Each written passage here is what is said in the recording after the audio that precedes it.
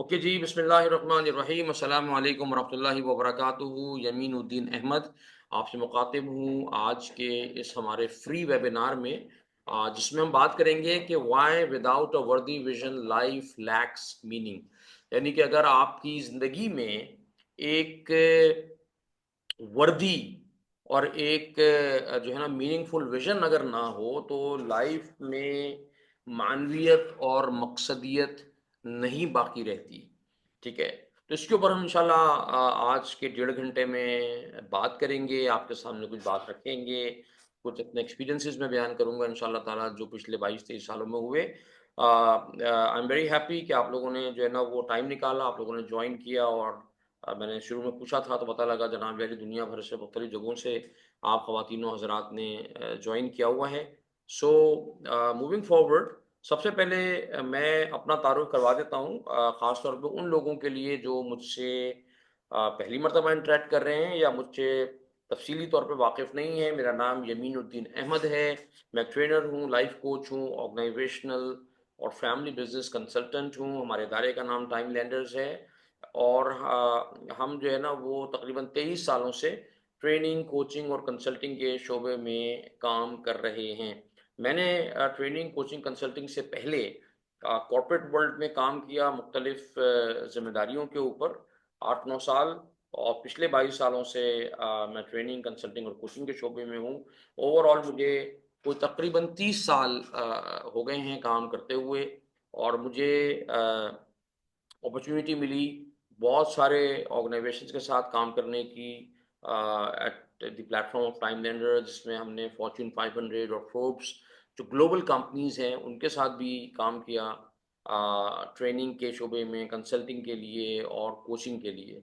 तो ये जो सारे एक्सपीरियंसेस हैं दुनिया भर में प्लस ये है कि जो लोकल ऑर्गेनाइजेशंस होती हैं आ, आ, उनके लिए भी उनके साथ भी तो उसके अंदर बहुत सारे इदारों के साथ काम करने का तो मौका मिला जिसमें मल्टीनेशनल कंपनीज़ भी हैं, लेकिन मैं अपने लिए जो एज़ाज़ समझता हूँ वो मैं समझता हूँ कि मुझे 2017 में मक्कतुल मुकर्रमा में उम्मुल कुरा यूनिवर्सिटी है जहाँ पर इनवाइट किया गया और वहाँ पे जो वहाँ के स्कॉलर्स हैं, उनके साथ मुझे स्ट्रैटेजिक विज़न्स की जो हमारा सेशन है वो कंडक्ट करने का जो है वो मुझे सआदत मिली और उसके अंदर जो हमारे बहुत सीनियर हमारे आइम्मा हरमैन हैं उनके साथ भी मुझे मुलाकात करने का शर्फ़ हासिल हुआ। उनके साथ भी कुछ अपनी जो है ना वो जो भी नॉलेज है वो शेयर करने का मौका मिला। इन 23 सालों के इस जर्नी में जो अभी तक हमने की टाइम इन्वेस्ट की अल्हम्दुलिल्लाह तुम अल्हम्दुलिल्लाह 1 लाख से ज़्यादा लोगों के साथ इंटरेक्शन हुआ और उनकी ज़िंदगियों को पॉज़िटिवली हमने जो है ना वो इन्फ्लुएंस करने की अब तक सही की है। और ये जो 1 लाख से ज़्यादा लोग हैं, इनका ताल्लुक जो है वो 85-90 मुख्तलिफ़ कौमियतों से है, मुख्तलिफ़ ममालिक से है जिनके साथ काम करने का मौका मिला।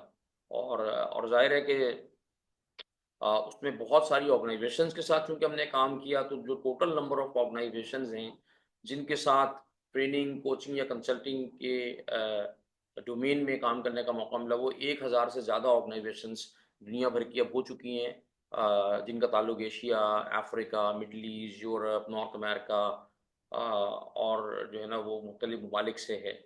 काम की नौयत की वजह से मेरा अपनी ज़िंदगी में ट्रैवलिंग बहुत ज़्यादा रही है और बहुत ज़्यादा रहती है। तो टायरसम भी होती है, थकन का बायस भी होती है, लेकिन साथ-साथ जो बहुत मैं समझता हूँ कि अल्लाह की ब्लेसिंग है, वो ये है कि इस इन सारे असफ़ार के नतीजे में दुनिया भर में और दुनिया के मुख्तलिफ़ कल्चर्स को देखने, दुनिया की मुख्तलिफ़ कौमियतों के लोगों से मिलने के बाद जो लर्निंग मेरी हुई, जो जो कुछ मैंने सीखा और अल्लाह सुब्हानहू व तआला ने जिस कदर जो है ना वो सोचने के, ज़िंदगी को देखने के मुख्तलिफ़ ज़ाविये अता फ़रमाए वो अल्लाह की एक बहुत बड़ी ब्लेसिंग है। और हमारे जो कोर्सेज़ होते हैं उसके अंदर कोशिश यही होती है कि जो हमारे डिफरेंट एक्सपीरियंसेस हैं ना वो ज़रूर शेयर किए जाएँ क्योंकि जब हम किसी भी चीज़ को एक ही एंगल से देख रहे होते हैं और देखते चले जा रहे होते हैं, तो हमें ऐसा महसूस होना शुरू हो जाता है कि शायद ज़िंदगी जो है ना वो इसी तरह से चलने का या गुज़रने का नाम है और यही बात मैं भी आपके साथ करने वाला हूँ। तो ये जनाब मेरा मुख्तसर तारुफ़ हो गया, टाइम मैनेजमेंट का तारुफ़ हो गया। अच्छा अभी मैं शुरू करते हुए एक छोटा सवाल आपसे पूछ रहा हूँ। आपने क्या करना है कि मुझे चैट में इसका जवाब देना है कि आपके ख़्याल में what separates an ordinary person from a visionary person? एक ऑर्डिनरी पर्सन, एक आम आदमी जो है वो और विज़नरी पर्सन जो है, वो क्या चीज़ है जो विज़नरी इंसान को एक ऑर्डिनरी इंसान से अलग करती है? तो ये मुझे ज़रा आपका क्या ख़्याल है, आप मुझे बताइए ज़रा। चैट बॉक्स के अंदर मैं आपके जो रिस्पॉन्सेज़ हैं वो देख रहा हूँ। क्लैरिटी है, डायरेक्शन ऑफ लाइफ़ है, डिसिप्लिन है, हैबिट्स हैं, फ़ोकस्ड एफ़र्ट है, प्लान लाइफ़ है, डिफाइंड पाथ है और अनडिफाइंड पाथ है। विज़नरी पर्सन है the goals and mindset, risk taking है, मुनज़्ज़ा फ़रमाती हैं। अच्छा जी, डिसिप्लिन एंड टाइम मैनेजमेंट है, गोल्स की क्लैरिटी है, माइंडसेट का डिफरेंस है। Very good. और बताइए जनाब। और ordinary person is life limited, ठीक है, डायरेक्शन है, डिफरेंस इन सिस्टम है, पर्पस है, लोगों के लिए नफे की सोच का होना है, ग्रोथ माइंडसेट है, कंसिस्टेंसी और फोकस है, become the end of purpose. Okay, मंजिल का तयन, माशाल्लाह, वेरी नाइस। तो ये जो आपने जवाबात दिए, इससे मुझे ये थोड़ा सा अंदाजा हुआ कि आपके ख्याल में हमारे जो शुरका हैं, आप लोगों के ख्याल में एक ऑर्डिनरी इंसान, एक आम इंसान में और एक विजनरी इंसान में क्या फ़र्क होता है, ठीक है ना? ये मुझे आप लोगों की बात से जो है ना कुछ बातें, कुछ जो उसके एलिमेंट्स हैं वो मैंने आप लोगों से पूछे। अच्छा, देखें, मेरा जो अपना एक्सपीरियंसेस कुछ शेयर करूँगा कि मैंने पिछले 22-23 सालों में जो लोगों के साथ काम किया ना, उसमें हमने ये देखा है कि अक्सर लोग जो है ना, वो हैमस्टर व्हील होता है ना, जिसकी पिक्चर आपके सामने है, तो वो गोल-गोल घूम रहे होते हैं, गिर रहे होते हैं, गोल-गोल घूम रहे होते हैं, गिर रहे होते हैं। तो वो स यानी कि उनकी जो लाइफ़ होती है आम तौर पे, अक्सर लोगों की लाइफ़ जो होती है, वो एक मैकेनिकल तरीके से चल रही होती है। जो है ना, अक्सर हम जो जॉब करने वाले लोग होते हैं वो 9 से 5 look the same, talk the same, वही बातें होती हैं, वही ज़िंदगी होती है, वही सुबह होती हैं, वही शामें होती हैं, है ना? सुबह होती है, शाम होती है और ज़िंदगी यूँ ही तमाम होती है, ठीक है? और उनकी जो लाइफ़ होती है ना अक्सर लोगों की, वो क्या होता है कि जो सोसाइटी ने एक अपनी ख्वाहिशात माशरे के अंदर से ना ख्वाहिशात लोगों की होती हैं। तो वो जो सोसाइटी ने सेट कर दी है ना, जो व्हेम्स आपको इधर से उधर से ख़्यालात मिल रहे होते हैं, तो आम तौर पे ये देखा जाता है कि हम लोग जो है ना वो उसी चक्कर में, उस विशियस लूप में हम फँसे रहते हैं और हमारी ज़िंदगियों के जो शब-ओ-रोज़ हैं, वो इसी तरह से गुज़रते चले जाते हैं। ये एक उमूमी मुशाहिदा है ज़िंदगी के अंदर। वर्किंग लोगों को जब हम देखते हैं तो रिसर्च ये बताती है, दुनिया भर में, सिर्फ पाकिस्तान की यहाँ बात नहीं हो रही, दुनिया भर में, कि 77% जो ग्लोबल पॉपुलेशन है, खास तौर पे जब वो काम पे होते हैं, चाहे वो जॉब कर रहे हों, चाहे वो बिजनेस कर रहे हों, तो अक्सर लोग जो हैं या तो वो इंगेज्ड फील नहीं करते।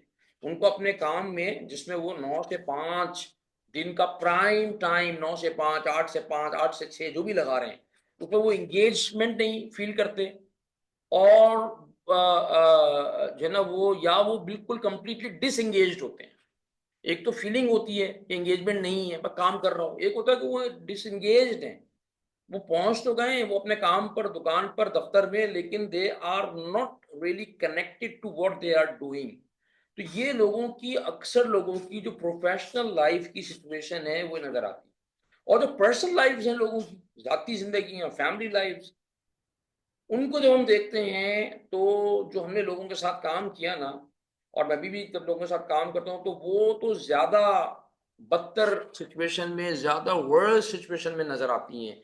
जो फैमिली लाइव्स हैं और जो पर्सनल लाइव्स हैं, वहाँ पे जो मिज़री है, जो एगनी है, वो ज़्यादा है। स्ट्रेस ज़्यादा है, ठीक है ना? सोचने की वजह से। अच्छा, अब कुछ लोग हमें दुनिया में नज़र आते हैं, जिनकी ज़िंदगी में सारी लग्ज़रीज़ आपको नज़र आएँगी। वो लाइफ़ को माशाल्लाह एन्जॉय भी कर रहे होते हैं, उनके पास हाई लग्ज़रीज़ होंगी, गाड़ी, बंगला, पैसा, जो भी हम दुनियावी एतबार से जिनको हम लग्ज़रीज़ कहते हैं। लेकिन दुनिया में अक्सर लोगों के पास वो लग्ज़रीज़ भी नहीं होती। वो जो लग्ज़री वाले लोग होते हैं, वो थोड़े से होते हैं। अक्सर लोगों के पास लग्ज़रीज़ नहीं होती हैं। वो एक बिल्कुल यूँ समझ लें औसत दर्जे की एक ज़िंदगी होती है, जो अक्सर लोग वो गुज़ार रहे होते हैं। ठीक है? तो लेकिन जो सबसे इम्पोर्टेंट चीज़ होती है, जो लोग मिस करते हैं, जो सबसे इम्पोर्टेंट चीज़ है, सबसे कीमती चीज़ है, वो है sense of meaning in life. यानी कि एक इंसान उसके पास लग्ज़रीज़ हों या लग्ज़रीज़ ज़्यादा हों या कम हों, ठीक है ना? वो बहुत उसके पास मटेरियल वेल्थ बहुत ज़्यादा हो या मटेरियल वेल्थ बहुत ज़्यादा ना हो, ठीक है ना? इससे ज़िंदगी में बहुत फ़र्क नहीं पड़ता, क्योंकि ज़िंदगी में बहुत बड़ा फ़र्क पड़ जाता है अगर किसी इंसान की ज़िंदगी में मकसदियत ना हो, मानवियत ना हो, ठीक है ना?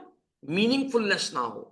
और अक्सर लोगों को जो मेरे इंटरेक्शन में लोग आते हैं ना, चाहे वो पर्सनल लेवल पे आते हैं, चाहे वो प्रोफ़ेशनल लेवल पे आते हैं, चाहे वो एंटरप्रेन्योरियल लेवल के ऊपर मेरे साथ कनेक्ट होते हैं।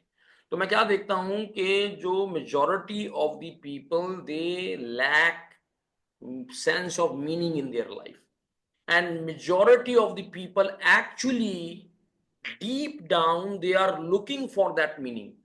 क्योंकि इंसान है ना, तो अल्लाह सुब्हानहू व तआला ने इंसान को तख्लीक इस तरह से किया है कि इंसान ऊमूमी तौर पर अपनी ज़िंदगी में मकसदियत और मानवियत देखना चाहता है। क्योंकि अगर एक इंसान की ज़िंदगी में मकसदियत और मानवियत नहीं है, मीनिंग नहीं है, तो फिर हकीकत ये है कि ऐसे इंसान की ज़िंदगी में और एक किसी और मखलूक को, किसी चौपाए को ले लें, कोई फ़र्क नहीं होगा ज़िंदगियों में। तो इंसान की ज़िंदगी और एक जानवर की और चौपाए की ज़िंदगी में जो फ़र्क है वो ये है, वो है ही मीनिंग का, कि हमारी जो लाइफ़ है ना, वो मीनिंग से कनेक्ट होनी चाहिए। अब होता क्या है कि जब हमारी ज़िंदगियों में मीनिंगलेसनेस होती है, हमें अपनी ज़िंदगी में अगर मीनिंग नज़र नहीं आ रही होती, हमारे हमें जो है ना वो हमारे शब-ओ-रोज़ वो इंटरनल कंटेंटमेंट प्रोवाइड नहीं कर रहे होते। यानी कि जो सकीनत होती है, जो एक इंसान के अंदर जो ना तमानियत क़ल्ब का एहसास होता है, वो नहीं होता। अक्सर लोगों की ज़िंदगी के अंदर जो ना एक फ़िक्रमंदी की कैफ़ियत होती है। उनको ये तो लग रहा होता है कि ठीक है यार, लाइफ़ गुज़र रही है, सुबह भी हो रही है, शाम भी हो रही है, मैं काम पे भी जा रहा हूँ, पैसे भी कमा रहा हूँ, बिजली के बिल भी पे कर रहा हूँ, घर का किराया भी पे कर देता हूँ, बच्चों के स्कूल की फ़ीस भी चली जाती है। लेकिन यार ये सारी भाग-दौड़ के नतीजे में क्या मैं कुछ मीनिंगफुल कर रहा हूँ? और जब वो नज़र नहीं आता ना, तो इंसान को एक सबकॉन्शियस लेवल पे परेशानी लाहक होती है।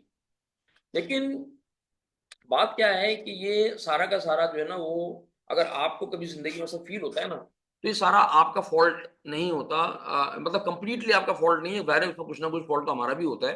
क्योंकि अल्लाह सुब्हानहू व तआला ने हमें सोचने की, समझने की, गौर व फ़िक्र करने की, तदब्बुर, तफ़क्कुर करने की एक सलाहियत अता फ़रमाई है। अल्लाह ताला ने हमें सोचने के लिए जो है ना वो अक़ल दी है और बसीरत को डेवलप करने के लिए हमें क़ल्ब यानी कि दिल अता फ़रमाया है। लेकिन अगर हम उससे काम नहीं ले रहे, तो हमारा कसूर उसमें कुछ ना कुछ तो है, लेकिन सारा कसूर हम समझते हैं कि हमारा नहीं है, बल्कि होता क्या है कि चूँकि हम एक सोसाइटी में बचपन से रहते चले आ रहे होते हैं, तो over a period of time हम सोशली कंडीशन्ड हो जाते हैं।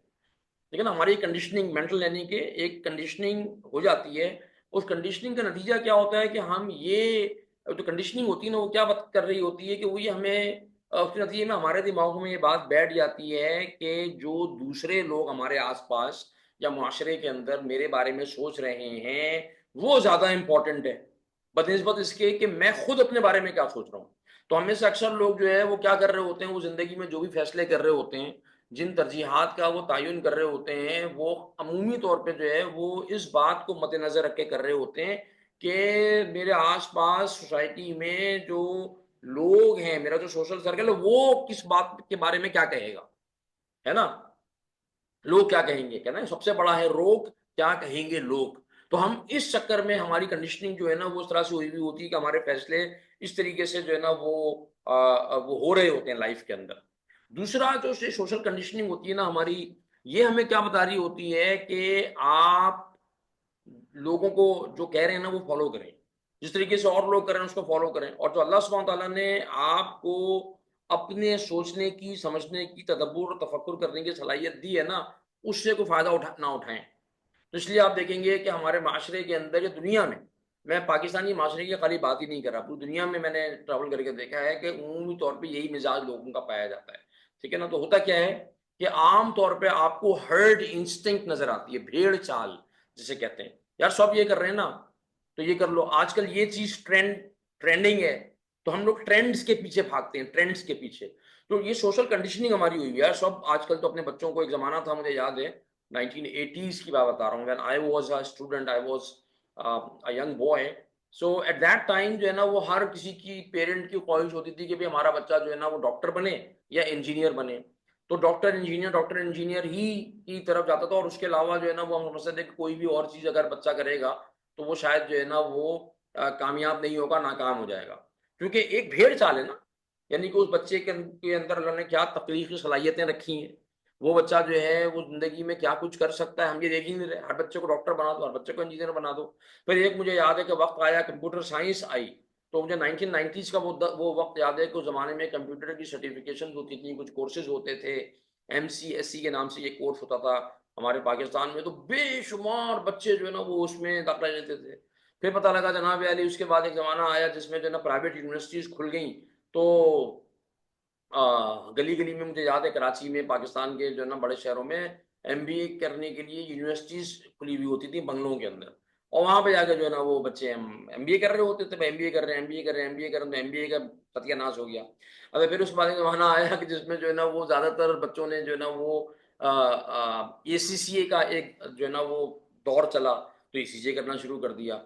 इस तरीके से जो है ना आप देखेंगे सोसाइटी में, अच्छा हमारे खाली पढ़ाई के मामले में नहीं, आप दीगर ज़िंदगी के अपने जो है ना डोमेन्स में उठा के देख लें कि हमारे यहाँ जो है ना वो किसी घर में शादी हो रही है, किसी घर में कोई और तकरीब हो रही है, किसी घर में कोई और जो है ना वो किसी चीज़ की मैनेजमेंट हो रही है, तो आप देखेंगे कि एक एक हार्ड इंस्टिंक्ट है, यानी कि what society is saying you have to follow that. ये कंडीशनिंग हमारी हो गई। तीसरी चीज़ क्या हो गई कि हमने ये बिलीफ, हमने हमारे अंदर जो है ना बहुत से लोगों के अंदर ये बैठ गया है कि भई हर चीज़ को उस सोसाइटी के लेंस से देखो। आप इंडिपेंडेंट थिंकर नहीं हो सकते। आप क्रिएटिवली किसी चीज़ के बारे में नहीं सोच सकते। तो आपको उसी तरीके से सोचना है जैसे आपको उम्मी तौर पे मुआशरा सुचवाना चाह रहा है। ठीक है? तो हमारा लेंस भी उसी तरीके से अक्सर लोगों का जो है ना वो डेवलप हो जाता है, और हम हर चीज़ को उसी एक ज़ाविये से ही देखने की और समझने की कोशिश करते हैं। और चौथी चीज़ जो सोशल कंडीशनिंग के नतीजे में होती है, वो क्या होती है कि जो आपकी सोसाइटी ने कामयाबी की डेफिनिशन सेट कर दी है ना, उसी कामयाबी की डेफिनेशन के मुताबिक आप अपनी ज़िंदगी को मीनिंग दें। अगर सोसाइटी ने कामयाबी की डेफिनेशन ये सेट कर दी है कि आप कामयाब जब होंगे जब आप जो है ना वो डॉक्टर या इंजीनियर बनेंगे, तो अब तुमको यही बात एक्सेप्ट करनी पड़ेगी। या तो तुम डॉक्टर बनो या तुम इंजीनियर बनो। ठीक है?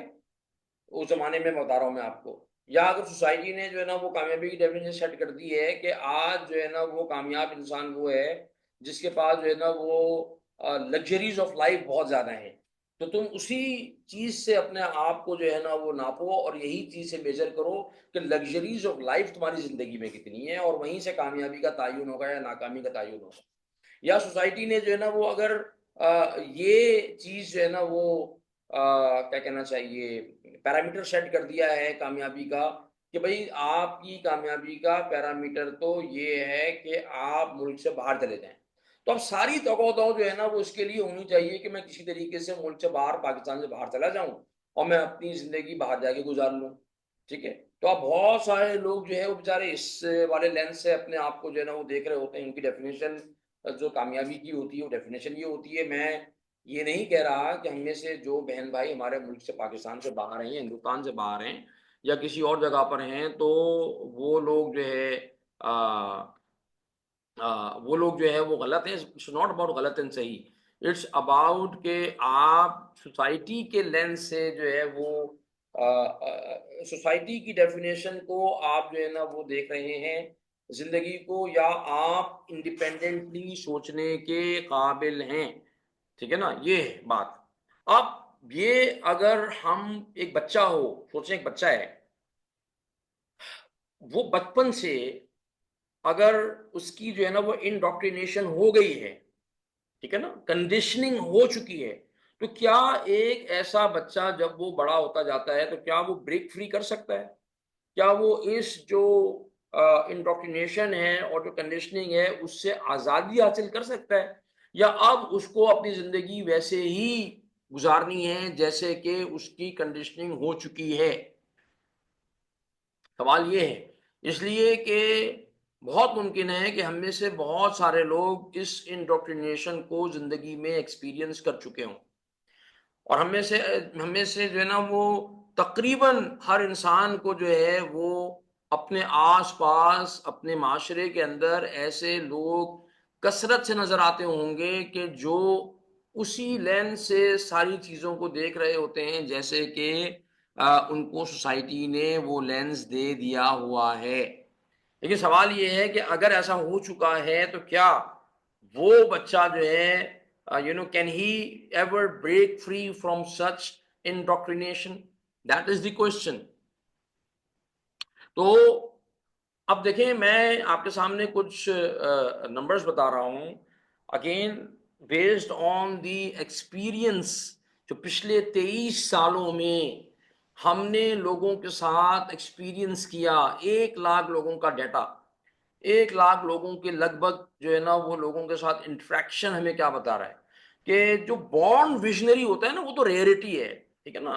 वो मतलब होता है, कोई अल्लाह सुब्हान तआला किसी पे बहुत ख़ास किस्म का फ़ज़ल फ़रमा दें। लेकिन अगर आप और मैं अपनी बात करूँ अगर, तो मैं तो कोई ख़ास आसमान से उतरा हुआ इंसान नहीं था, ना हूँ, ठीक है ना? और हम में से शायद कोई भी ना हो। तो मैंने अपनी ज़िंदगी में कोई, मैं कहूँगा ना कि विज़नरी ऐसा हो कि जो बॉर्न विज़नरी हो। तो ऐसा जो है ना वो नॉर्मली नहीं होता, ऐसा रेयर है, अल्लाह ताला किसी पे बहुत ख़ास फरमा देते हैं तो ऐसा हो भी सकता है। लेकिन जो है वो उम्मी तौर पे जो हम में से अक्सर लोग हैं दुनिया के तकरीबन समझें कि 98-99% लोग जो होते हैं ना, सर हमारे पास ऑप्शंस होते हैं, ठीक है? तो मैंने क्या देखा है, अगर आप नीचे से इसको देखें ना आप, ये जो फ़नल बनी हुई है, तो आप तो जो मेरा अपना एक्सपीरियंस है वो ये है कि there are I have seen only 0.5% people और may be less than 0.5% people, ठीक है ना? मैंने 0.5% भी जो है ना बहुत ही लीनियंसी के साथ ये नंबर मैंने डाला है कि ऐसे लोग जो खुद फिगर आउट कर लेते हैं कि उनको ज़िंदगी में क्या करना है, कहाँ जाना है और अपनी ज़िंदगी का सारा जो डिज़ाइन है, पाथ फॉरवर्ड है, वो खुद ही डेवलप कर लेते हैं। वो 0.5% लोग मैंने दुनिया में देखे हैं। मैंने 0.5% लिख दिया है, मैंने देखे इससे भी कम है। जो जो जो हकीकत है, मैं आपको वो बता रहा हूँ पिछले 23 सालों की।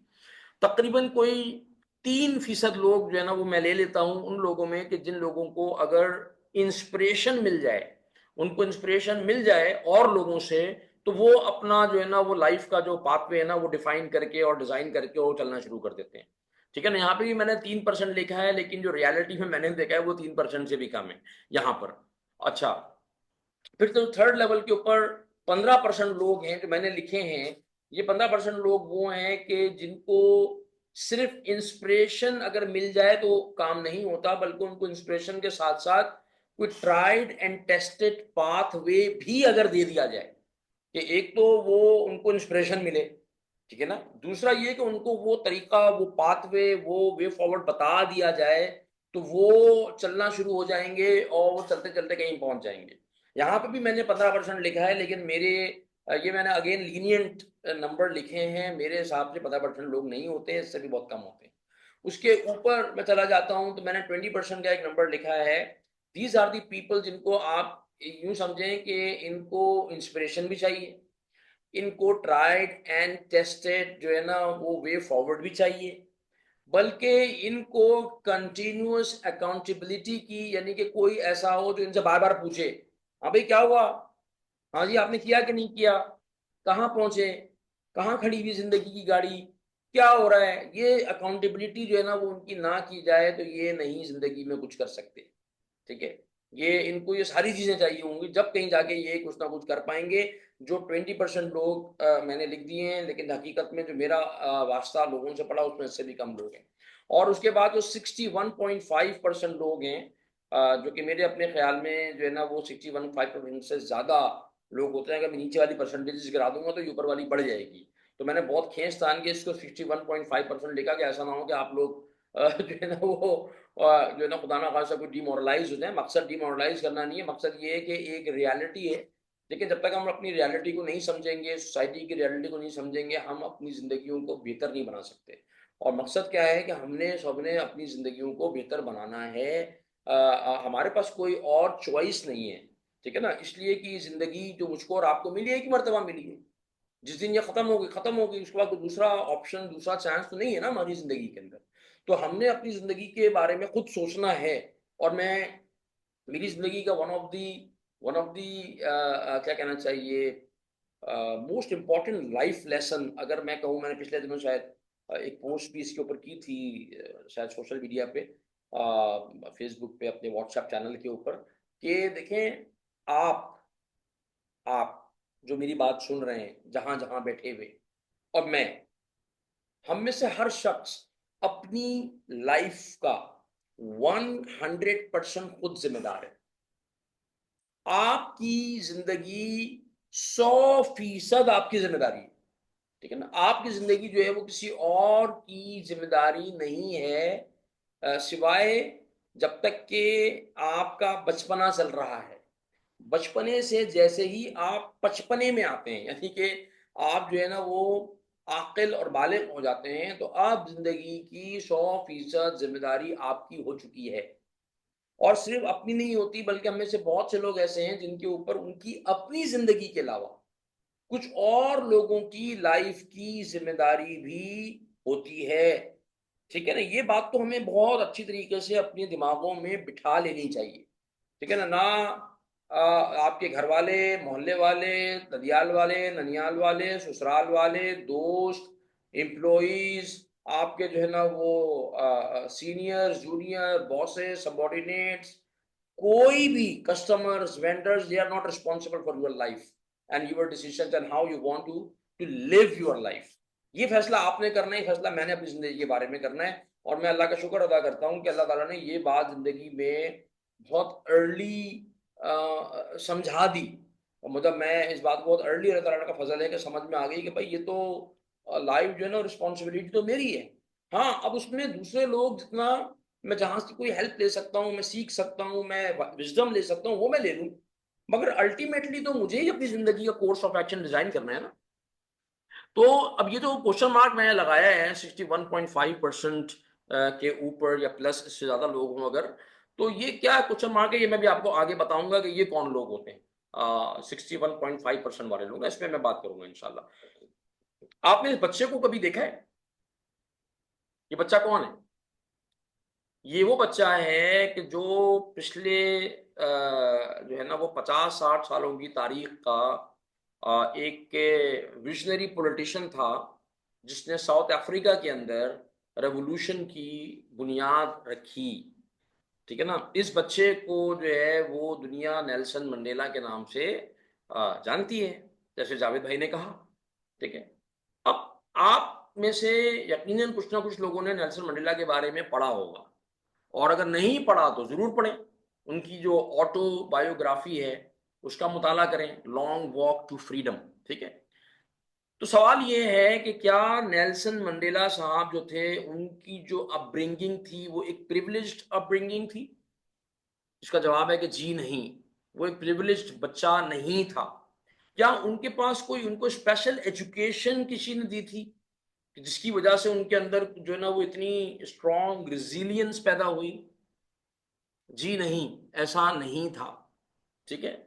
उसने जो अपनी कौम के, अपने लोगों के हालात देखे, उनकी ज़िंदगियाँ देखी, और अल्लाह की दी हुई अक़ल को जब उसने इस्तेमाल किया, यानी कि तदब्बुर, तफ़क्कुर जिसे कुरान कहता है, जब उसने किया, तो उसने अपनी लाइफ़ का जो विज़न है, वो शेप किया, ठीक है? उसकी लाइफ़ का विज़न शेप हुआ, और वो इस तरह भी शेप हुआ कि आप ये सोचें कि एक नौजवान, यानी कि एक यंग जो है ना वो इंसान जेल जाता है, और वो 27 साल जेल में उसकी ज़िंदगी को गुज़रते हैं। 27 साल, थोड़ी देर के लिए, 10 सेकंड के लिए सिर्फ़ अपने आप को थोड़ा तसव्वुर करें कि एक इंसान की जिंदगी के 27 साल जेल में गुजर गए, उसमें से भी 6 साल सॉलिटरी कन्फाइनमेंट के साल हैं, कैद तन्हाई के साल हैं। तो आप मुझे बताइए थोड़ा सा 10 सेकंड सोचकर कि क्या 27 साल जेल में रहना बशमूल 6 साल कैद तन्हाई के, क्या ये एक बहुत बड़ी एडवर्सिटी, एक बहुत बड़ा चैलेंज किसी इंसान की जिंदगी में एक अगर फर्द को देखें तो है या नहीं है? ये एक चैलेंज है या आपके ख्याल में बहुत आसान सी हलवे जैसी बात थी? 27 साल जेल में गुजारना, काले बालों के साथ जाना, सफेद बालों के साथ आना। आपका इस हवाले से क्या ख्याल है? कुछ लोग मुझे अगर बताएं तो बहुत अच्छा हो जाएगा।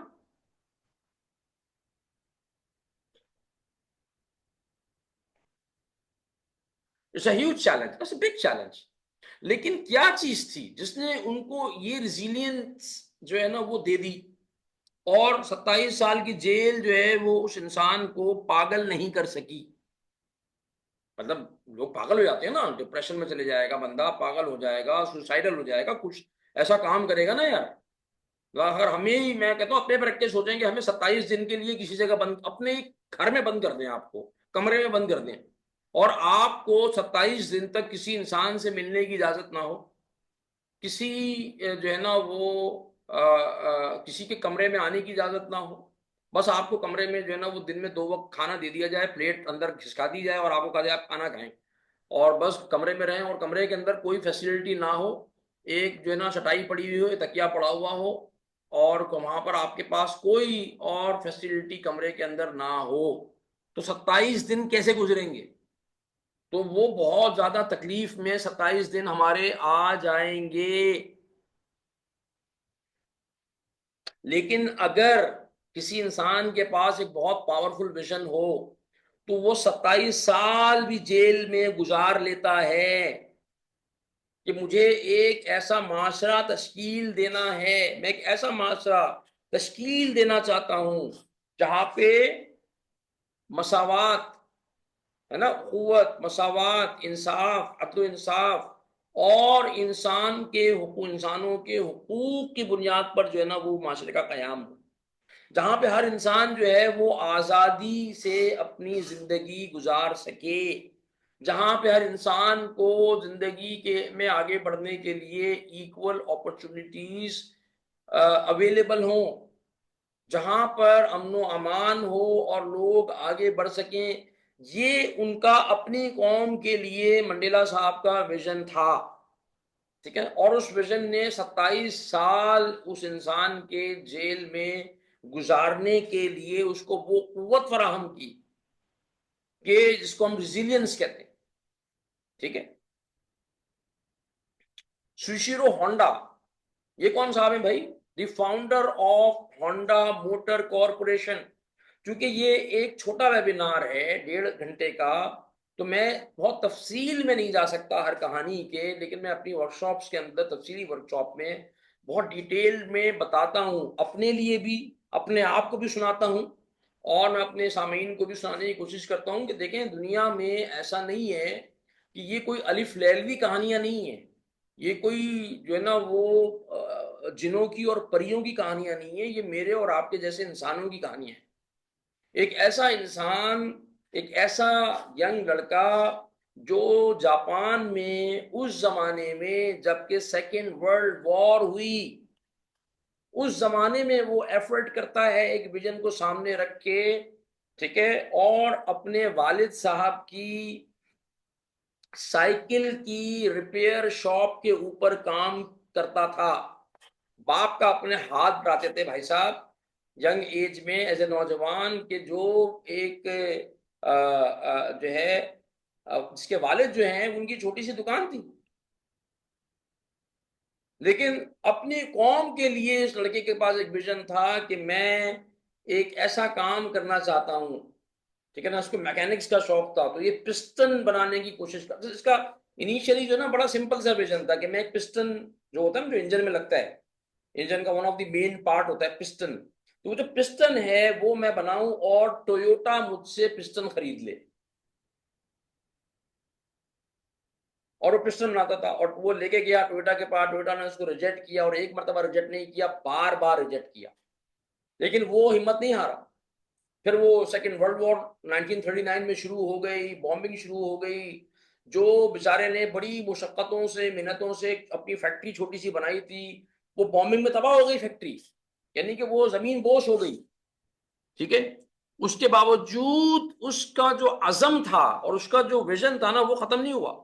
उसका अज़म जो था वो उसके विजन की वजह से था, और सेकंड वर्ल्ड वॉर ने तो मजीद उसके विजन को फ्यूल किया, यानी कि उसके अज़म को फ्यूल किया, उसका विजन बड़ा हो गया।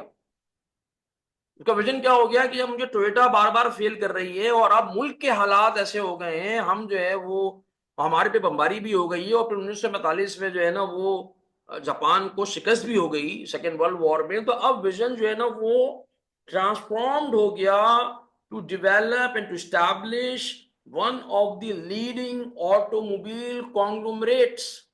मैं एक ऐसी ऑर्गेनाइजेशन, एक ऐसी कंपनी बनाऊं, ठीक है ना, मैं सिर्फ पिस्टन के ऊपर नहीं बल्कि वो मोटरसाइकिल पे चला गया, फिर उसके बाद वो गाड़ियां बनाने पे चला गया, और अब तो सुशिरो होंडा साहब इस दुनिया में नहीं हैं, लेकिन जो है वो सुशिरो होंडा साहब जो विजन दे के चले गए थे अपनी कौम को, अपने लोगों को, वो विजन आज भी एग्जिस्ट करता है।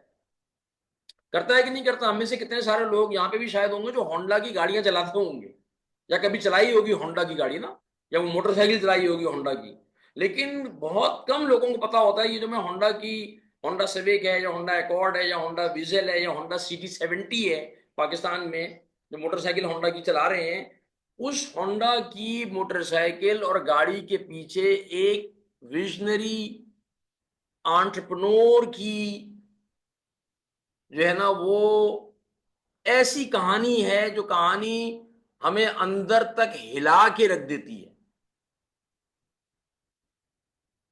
ठीक है ना, मैं ते होंडा ही लेसा, तो मैं ते होंडा ही लेसा, हम इस टैग लाइन में ही गुम हो जाते हैं। सर इस टैग लाइन के पीछे हैं जहांगीर भाई, इस टैग लाइन के पीछे जो स्टोरी ऑफ द विजन है ना, असल तो गेम उसका है, हमें इंस्पिरेशन उससे लेनी चाहिए। हमें हमें इस टैग लाइन की बजाय इंस्पिरेशन कहां से लेनी चाहिए कि भाई एक्चुअली पीछे कहानी क्या है, कुर्बानियां कितनी है, विजन कितना बड़ा था। तो अब मुझे बताएं, ये सवाल मैंने शुरू में पूछा था, दोबारा पूछ रहा हूं ना, after these couple of stories, what do you think कि एक विजनरी इंसान और एक आम इंसान को क्या चीज जो है ना वो डिफरेंशिएट करती है? डिटर्मिनेशन, विजन, रिजिलियंस, आजम, आजम, आजम नहीं, आजम। ठीक है, माशाल्लाह। Purposeful life, focus direction, life goals, vision and clear goals, कुव्वत इरादी, फोकस एंड गोल्स, अजम अजम अजम, एंडलेस पाथवे, नजरिया, माशाल्लाह, effort and patience, clarity and discipline, उसका माइंडसेट। तो अब आप समझ रहे हैं कि एक इंसान जो है ना उसको क्या चीज आमियाना रविश से मुमताज करती है। दुनिया में आपके ख्याल में अक्सर लोग एक ऑर्डिनरी लाइफ गुजारते हैं या एक विजन ओरिएंटेड लाइफ गुजारते हैं? आपका क्या मुशाहिदा है, अक्सर लोग विजन ओरिएंटेड होते हैं या ऑर्डिनरी तरीके से जिंदगी गुजार रहे होते हैं? Ordinary, ordinary, ordinary, ordinary. ठीक है, तो ये एक रियलिटी है। अच्छा, अब मेरा सवाल ये है कि दुनिया के लोगों को छोड़े, अभी आप, अभी तो आप अपने पे आ जाएं। वो तमाम खवातीन हजरात जो मेरी बात को सुन रहे हैं, मुझे ये बताएं कि क्या आप एक आमियाना जिंदगी गुजारना चाहते हैं, या आप एक विजनरी पर्सन बनकर अपनी बाकी बांदा जिंदगी गुजारना चाहते हैं? मुझे मुझे कोई एक्सक्यूज ना दें कि कैसे होगा, कैसे होगा, हम नहीं कर सकते, हमारा तो देखे ना मसला है, ये बातें ना करें। मुझे सिर्फ ये बताएं कि चाहते क्या हैं।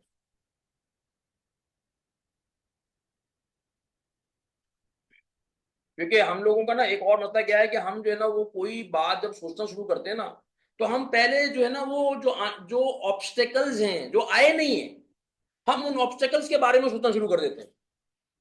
नहीं ये हो जाएगा, इरादे बांधता हूँ, शायर ने कहा था ना, इरादे बांधता हूँ, सोचता हूँ, तोड़ देता हूँ। इरादे बांधता हूँ, सोचता हूँ, तोड़ देता हूँ, कहीं ऐसा ना हो जाए, कहीं वैसा ना हो जाए। तो भाई ये जो होता है ना कि यार वो यूं हो जाएगा तो देखेंगे यूं हो जाएगा, मैं तो पाकिस्तान में रहता हूँ तो यहाँ पे तो ये नहीं हो सकता, मैं तो इंडिया में रहता हूँ तो वहां तो देखेंगे ये मसला है, मैं तो अब देखना इंग्लैंड में रहता हूँ तो इंग्लैंड में तो और तरह के मसले हैं, तो यहाँ पे बड़ा जो है ना वो मैं नहीं कर सकता, मेरे तो फैमिली बैकग्राउंड ऐसा है, मेरे तो जो है ना वो घर वाले ऐसे हैं, मेरे तो मोहल्ले वाले ऐसे हैं, मेरे ससुराल वाले ऐसे हैं। अल्लाह का खौफ, ये सब बातें ना करें। ये सब बातें सबसे पहला तो ये लर्निंग आज आप कर लें, आज आप ये सब बातें सीख लें कि आप जो है वो इस बात का फैसला कर लें कि देखें आपके आसपास लोग क्या सोच रहे हैं, अभी आप उनको छोड़ दें। आप पहले तो ये सोचना शुरू करें मैं अपने बारे में क्या सोच रहा हूँ, मुझे अपनी जिंदगी के बारे में क्या करना है फैसला। क्योंकि देखिए मैं अल्टीमेटली अपनी जिंदगी का, जैसे मैंने कहा, जिम्मेदार हूं ना, और मुझे अपने फैसलों का, अपनी तरजीहात का जो है ना वो फैसला खुद करना है, और उनका जवाब भी मैंने खुद ही देना है। ठीक है, तो अभी बाकी सारे चीजों को छोड़ दें, ये हमारी बड़े सगीर की सोसाइटी का एक बहुत बड़ा मसला है कि हम पहले जो है ना वो प्रॉब्लम्स को डिस्कस करना शुरू कर देते हैं। तो भाई हमने बनना है विजनरी पर्सन। हमारा जो विजन है, मैंने शुरू में अर्ज किया था कि हम क्या है, कि हम हेल्प करना चाहते हैं कि भाई देखिए हमारी जिंदगियां जो है ना वो बहुत मुख्तसर है, इनको हमने आमियाना तरीके से या मीडियोक्रिटी के साथ नहीं गुजारना।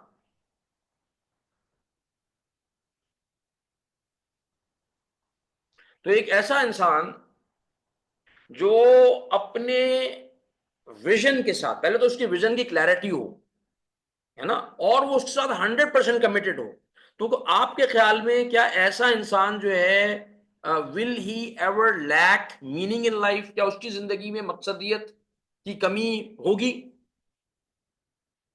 जिसका विजन क्लियर हो और वो कमिटेड हो, नहीं होगी। इसका मतलब ये हुआ कि दो बातें इस वक्त आप समझ लें, दो बातों को आप अपने पास नोट कर लें, बड़ा बड़ा लिख लें, और अगर मुमकिन हो ना वाकई में, तो बड़ा बड़ा लिखकर अपने किसी कमरे में किसी जगह पर लगा लें जिसके ऊपर बार बार आपकी निगाह पड़े। नंबर एक, कि आप ये लिख लें कि भाई मुझे अपनी लाइफ के लिए एक पावरफुल, एक वर्दी विजन चाहिए। यानी कि मुझे अपनी लाइफ की मंजिल का तयन करना है, और अगर मैं ये नहीं करता हूं तो मेरी जिंदगी में मीनिंग का सवाल पैदा ही नहीं हो सकता, मीनिंग हो ही नहीं सकती चाहे सब चीजें हो। Getting my point? और फिर कमिटमेंट, विजन होगा तो कमिटमेंट आएगी ना, कमिटमेंट खुद ही थोड़ी आती है। जब मुझे ये पता होता है कि यार मैं कराची से फॉर एग्जांपल लाहौर जाना चाहता हूँ, ड्राइव करना चाहता हूँ, then I develop the commitment. यार लाहौर जाने के लिए मुझे जो जो जो क्या कहना चाहिए, स्टैमिना चाहिए, जो मुझे तैयारी करनी है, फिर मैं करूंगा। मुझे ये तो क्लियर हो कि जाना किधर है। और मैं यहां पे यही बता दूंगा आपको, लेकिन जब हम अपनी जिंदगियों को वर्दी, वर्दी का मतलब समझते हैं ना, वर्थ वाइल, जिनके ऊपर ऐसे विजन जिन पे अपनी जिंदगी, जिनके साथ जिंदगी को जोड़ा जा सके, उन विजन्स, वो विजन्स जिनके ऊपर रखकर अपनी जिंदगी को डिजाइन किया जा सके, और उसके लिए हम अपने शबो रोज बसर करने को तैयार हूं, और मेरे पे कोई, मुझे कोई जो ना पुश ना कर रहा हो। लेकिन जो वर्दी विजन होते हैं ना मेरे भाइयों और मेरी बहनों, याद रखें कि it is not bed of roses, it is not, ये फूलों की सेज नहीं है। जिंदगी रेशमो कम ख्वाब नहीं है ए दोस्त, जिंदगी रेशमो कम ख्वाब नहीं है ए दोस्त, तुझको जीना है तो पत्थर का जिगर पैदा कर। क्यों? क्यों भाई? इसलिए कि अगर आपने विजन बना लिया और अगर आपने ख्याल नहीं किया, तो आप याद रखें कि आपके रास्ते में पिटफॉल्स आएंगे, इल्यूजन्स, फॉल्स प्रोमिसेस, जो कि आपको सोसाइटी से मिल रहे होते हैं, और बहुत सारे इज़म्स है ना, इज़म्स होते हैं। तो अगर आपने उनको दुरुस्त जगह पर जो है ना वो कनेक्ट नहीं किया, तो आप विज़न होने के बावजूद बहुत दफ़ा लोग जो है वो उन इल्यूजन्स का शिकार हो जाते हैं। उन गलतफ़हमियों का, उन खुशफ़हमियों का शिकार हो जाते हैं। पता लगता है कि लो भई, ये तो मैं विज़न बनाया तो था मैंने, लेकिन फिर भी मैं जो है ना वो सही जगह नहीं पहुँच सका। क्योंकि इस दुनिया की जो ज़िंदगी है ना, इसका डिज़ाइन अल्लाह सुब्हानहू व तआला ने ऐसा रखा है कि हमारा और आपका जगह-जगह पर जो है ना इस हवाले से टेस्ट या आज़माइश होगी। और जब हम इल्यूजन्स में, खुदा ना ख़ास्ता इल्यूजन्स का शिकार हो जाते हैं, तो फिर क्या होता है? वो जो सेंस ऑफ मीनिंग है ना लाइफ़ में, सर वो ख़त्म हो जाता है भाई, फिर वो ख़त्म हो जाता है। तो सिर्फ़ विज़न की क्लैरिटी का होना ज़रूरी नहीं है, विज़न कहाँ पे कनेक्टेड है, रूटेड है, ये बड़ा इम्पोर्टेंट है। मुझे याद है, आज से कई साल पहले की बात है, एक साहब अ, मेरी वर्कशॉप में आए हमारी, पाकिस्तानी यंग बंदा था, और he was the CEO of a multinational company है, उसके सीईओ थे। जब वो आए, वर्कशॉप में से वो गुज़रे, स्ट्रेटेजिक विज़न्स का पूरा कोर्स उन्होंने किया। दुबई की बात कर रहा हूँ मैं, दुबई में का ये वाक़या है।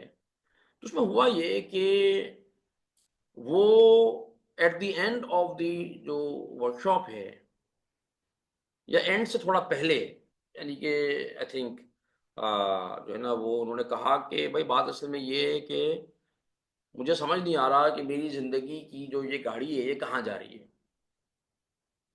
हाँ, तो पहले तो वर्कशॉप में पहले आए थे मिलने के लिए, किसी के कहने पर कि यार मैं बहुत डिप्रेस्ड हूँ, परेशान हूँ, तो जो है वो क्या करूँ?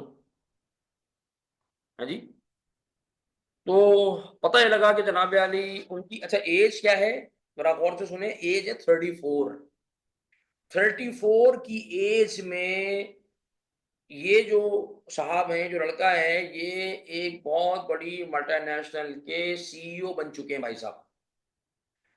और ये सीईओ किसी एक मुल्क के नहीं हैं, ये रीजनल हेड एक्चुअली बन चुके थे। सीईओ भी नहीं थे, रीजनल हेड थे। और इनको 12 मुल्कों के सीईओ रिपोर्ट करते थे। 12 मुख्तलिफ मुल्कों में उनकी कंपनी के जो ऑपरेशन थे, उन 12 मुल्कों के सीईओज इनको रिपोर्ट कर रहे हैं। ये जो 34 इयर्स की एज के एक हमारे पाकिस्तानी भाई थे। और ये साहब जो हैं वो इंतहाई डिजेक्टेड, डिमोरलाइज्ड, डिप्रेस्ड हैं। तो इनको हमने कहा कि भई आप एक काम करें, आप ये पहले वर्कशॉप जो है ना स्ट्रेटेजिक विज़न की पूरी वर्कशॉप करें, ताकि आपके सामने ना पूरा फ्रेमवर्क आए, and should be able to correctly evaluate भी करें, इवैल्यूएशन भी करें, और कोर्स करेक्शन भी फिर उसके नतीजे में आपकी हो सके। पर वो मान गए, वो आए, तो वर्कशॉप की उनको बात पूरी जब उनको समझ में आई, पूरी फ्रेमवर्क उन्होंने देखा, तो वो, अब मुझे आज भी अच्छी तरह याद है कि वो यूँ करके बैठ गए और कहने लगे कि आप पता है, मुझे आज एक बात समझ में आई। तो मैंने पूछा कि सर क्या समझ में आई? कहने लगे कि मुझे आज समझ में आई है बात कि the visionlessness of a person can take a person to such a place where he is regional head, he is the regional head, regional director of one of the leading multinational company, but he is not happy, he's not satisfied. Why? क्योंकि मैंने कभी meaning तलाश ही नहीं की। मैं तो हमेशा से समझता रहा कि जो है ना वो सीईओ बन जाऊँगा तो ज़िंदगी जो है ना वो कामयाब हो जाऊँगा और ज़िंदगी में रावी चैन ही चैन लिखेगा। लेकिन मैं सीईओ भी बन गया, मैं रीजनल हेड भी बन गया, अब मुझे समझ नहीं आ रहा कि मैं क्या करूँ ज़िंदगी में। मुझे तो आगे बिल्कुल वैक्यूम नज़र आ रहा है यार, मेरे पास कुछ है ही नहीं।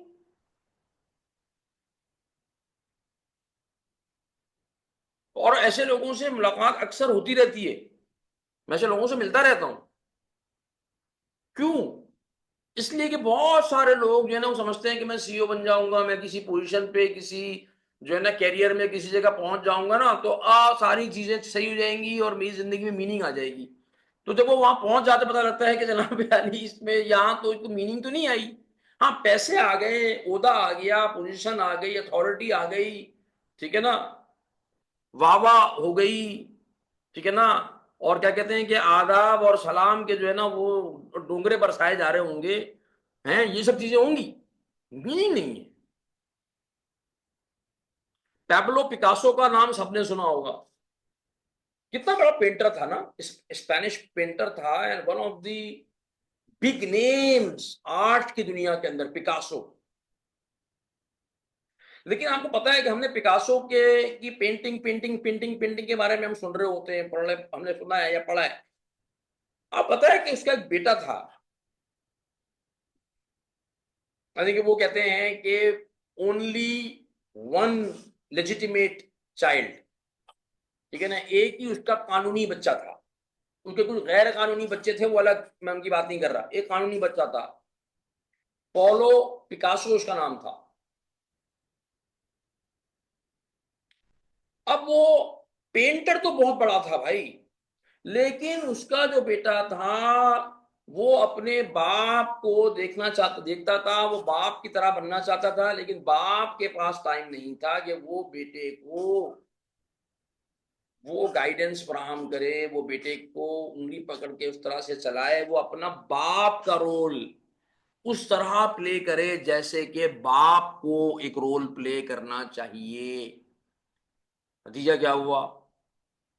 ये उसका बेटा जो है बिलाखिर मायूस होकर डिप्रेशन में चला गया, और डिप्रेशन में जाने के बाद उसने जो है ना वो खूब शराब पीनी शुरू कर दी।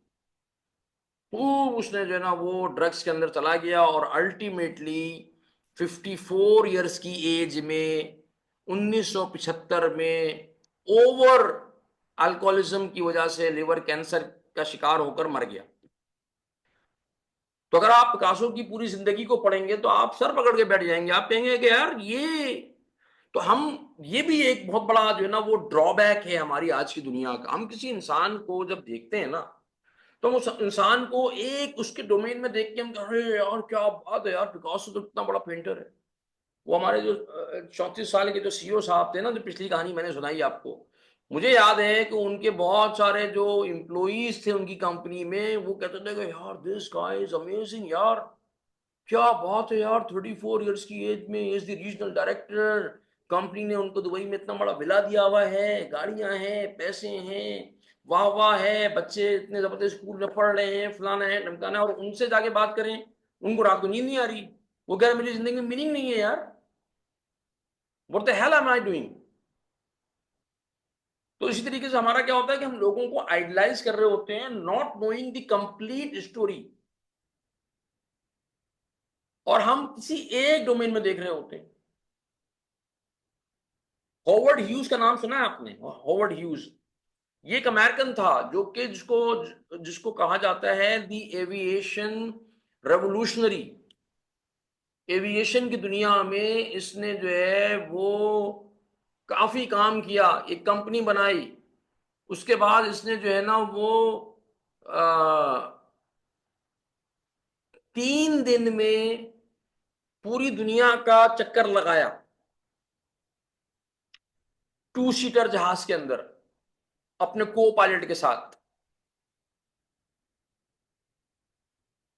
और मतलब एक तवील, मतलब दास्तान है, एक तवील फेहरिस्त है प्रोफेशनल कामयाबियों की, जो हॉवर्ड ह्यूज ने कायम की, वो कामयाबियां जो उसने हासिल की।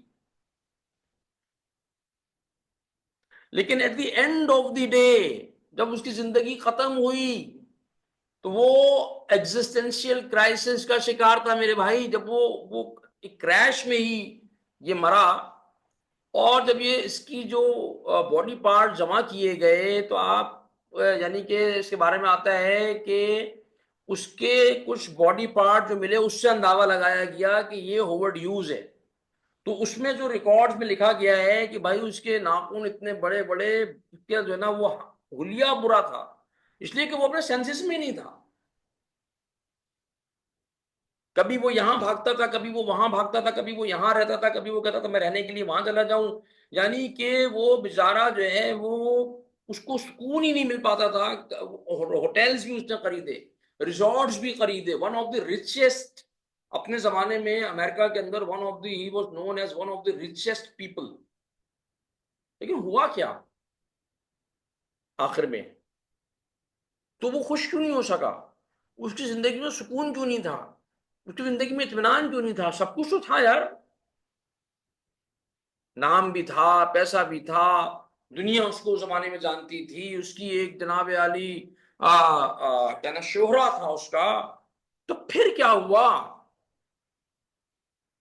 क्यों आखिर में अपनी जिंदगी के अंदर इतने बुरे हाल में जो है ना वो बेचारा जो है ना वो दुनिया से चला गया, मर गया?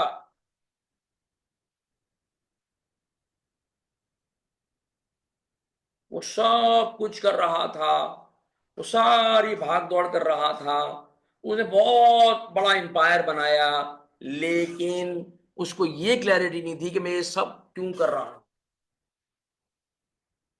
क्या आप जानते हैं कि जिंदगी में सिर्फ विजन का होना काफी नहीं होता है?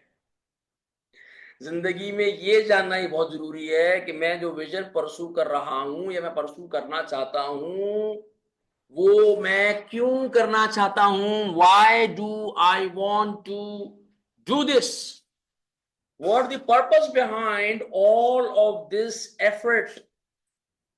क्यों इतनी मेहनत करूं, क्यों रातों को जागूं, क्यों इतने पैसे कमाऊं, क्यों कॉर्पोरेट कैरियर में तरक्की करूं, क्यों अपना बिजनेस खड़ा करूं और क्यों बिजनेस को बड़ा करूं?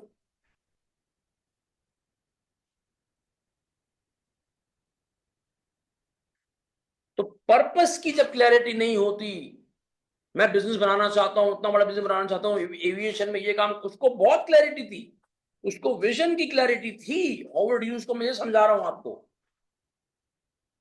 आईफोन, आईफोन साहब, विजन था, पर्पस नहीं था कि मैं ये सारा हंगामा क्यों है भाई।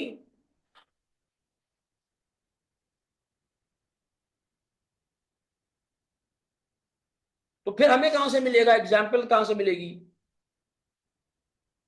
तो देखें भाई, अगर आपको अपनी जिंदगी के लिए एग्जाम्पल चाहिए, तो द बेस्ट विजनिंग फ्रेमवर्क जो है ना, कि जो आप अपनी जिंदगी को अगर आप चाहते हैं लिटरली डिजाइन करना चाहते हैं, तो वो हमें मिलता है रसूल करीम सल्लल्लाहु अलैहि वसल्लम की जात से। माइकल हार्ट अपनी किताब द 100 में लिखता है, माई चॉइस ऑफ मोहम्मद सल्लल्लाहु अलैहि वसल्लम, ये मैंने लिखा है इसलिए कि उसने तो लिखा नहीं है, to lead the list of the world's most influential person may surprise some readers and may be questioned by others, but he was the only man in the history who was supremely successful on both the religious and secular levels. और उसने कहा भाई ये भी लिखा है कि मैंने पूरी कोशिश की कि मोहम्मद सल्लल्लाहु अलैहि वसल्लम का नाम ना आए, क्योंकि इसको चिढ़ थी। लेकिन वो कहता है कि मैं, मेरे पास कोई चॉइस ही नहीं थी मेरे पास, सिवाय इसके कि मैं रसूल करीम सल्लल्लाहु अलैहि वसल्लम का नाम सबसे पहले नंबर पर डालूं। और कुरान के अंदर अल्लाह सुब्हानहू तआला जो है वो क्या फरमाते हैं, लक़द काना लकुम फी रसूलिल्लाहि उस्वतुन हसना लिमन काना यरजुल्लाह वल यौमल आखिरा व ज़करल्लाह कसीरा। यकीनन रसूलुल्लाह सल्लल्लाहु अलैहि वसल्लम की जिंदगी में तुम्हारे लिए खूबसूरत तरीन बेहतरीन मिसाल है।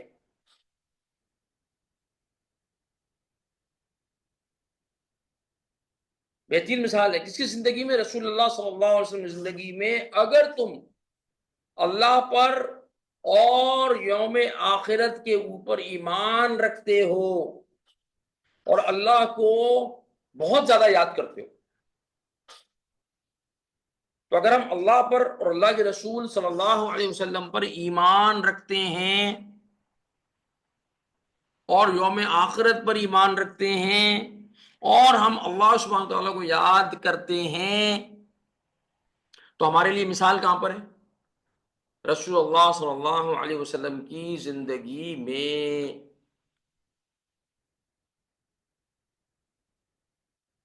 सो इसका मतलब ये हुआ मेरे भाइयों और मेरी बहनों, ऐसे ही चलते-चलते आर्बिट्रेरी विज़न्स ज़िंदगी में बनाने से मीनिंग नहीं आती, बल्कि आपकी लाइफ़ रिस्क पर रहेगी। क्यों? कि वो अगर किसी पावरफुल पर्पस के साथ जुड़ी हुई नहीं है, तो आपको मीनिंगलेसनेस फ़ील होगी। अल्लाह सुब्हानहू व तआला की जो बरक़ात हैं, रहमतें हैं, वो हमें हासिल नहीं होंगी। हम ज़िंदगी में वो हासिल करना चाहते हैं, भाई कम से कम मैं तो चाहता हूँ। और ultimately we get into an existential crisis, और मुझे अ, बदकिस्मती से हमारे माशरे के अंदर, मुसलमानों के माशरों के अंदर ये बात अब बहुत ज़ोर से नज़र आने लगी है कि हम खुद एक एक्जिस्टेंशियल क्राइसिस का शिकार हो चुके हैं। बहुत सारे लोग हो चुके हैं। तो हमारे नौजवान, क्योंकि उनको सही गाइडेंस कोई कहीं से वो मिल नहीं रही है, वो कुछ ले नहीं रहे हैं। हम बहुत मीनिंगलेस किस्म की चीज़ों में पड़ गए ना। तो हमें अपनी ज़िंदगियों के लिए वर्दी विज़न्स चाहिए, जिनको हम कहते हैं स्ट्रैटेजिक विज़न्स। देखिए, विज़न जो होता है ना, खाली ये नहीं होना चाहिए कि जी मैंने विज़न ये बना लिया है कि मेरे अपना घर हो।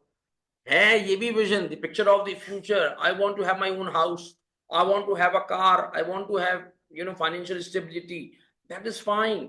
ये बहुत ही शॉर्ट टर्म, ये स्ट्रैटेजिक नहीं है।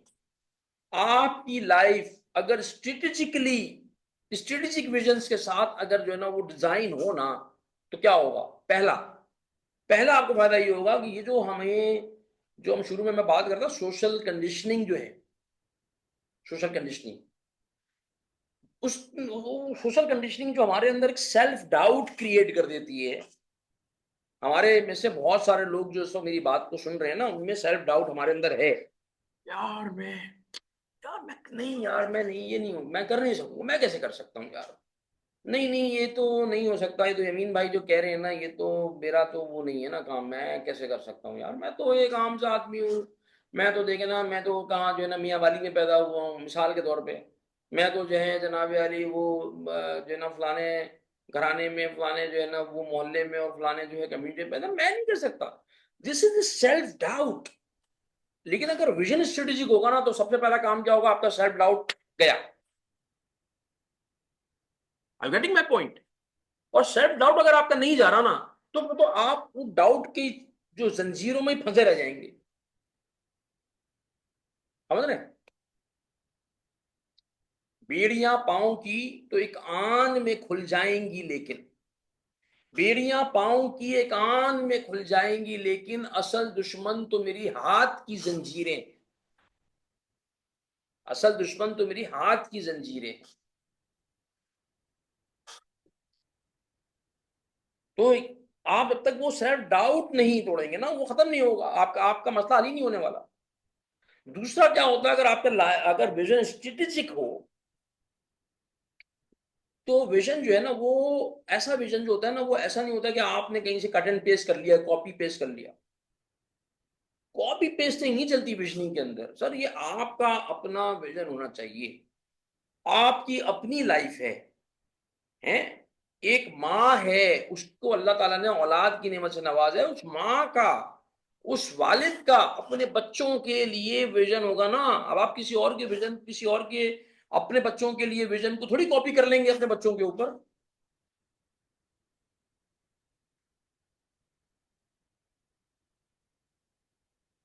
बहुत अच्छा सवाल है भाई। हाउस वाइफ का विजन, भाई आपके अगर बच्चे हैं, आप ये सोचें कि मुझे अपने बच्चों की जो डेवलपमेंट करनी है, उनकी तरबियत करनी है, वो क्या करनी है?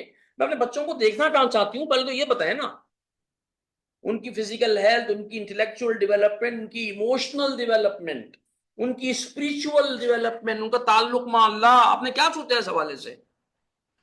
मैंने स्कूल में दाखिल करा दिया है, बच्चा स्कूल जा रहा है, स्कूल की फीस पे हो रही है, एग्जाम देता है, पास हो जाता है, फर्स्ट आ जाता है, सेकंड आ जाता है, थर्ड आ जाता है, तालियां बजती हैं, गिफ्ट मिल जाते हैं, सर्टिफिकेट मिल गया, खत्म। क्या विजन पूरा हो गया? क्या ये स्ट्रेटेजिक विजन है? आप खुद बताइए। ये स्ट्रेटेजिक विजन नहीं है, नहीं है, नहीं है।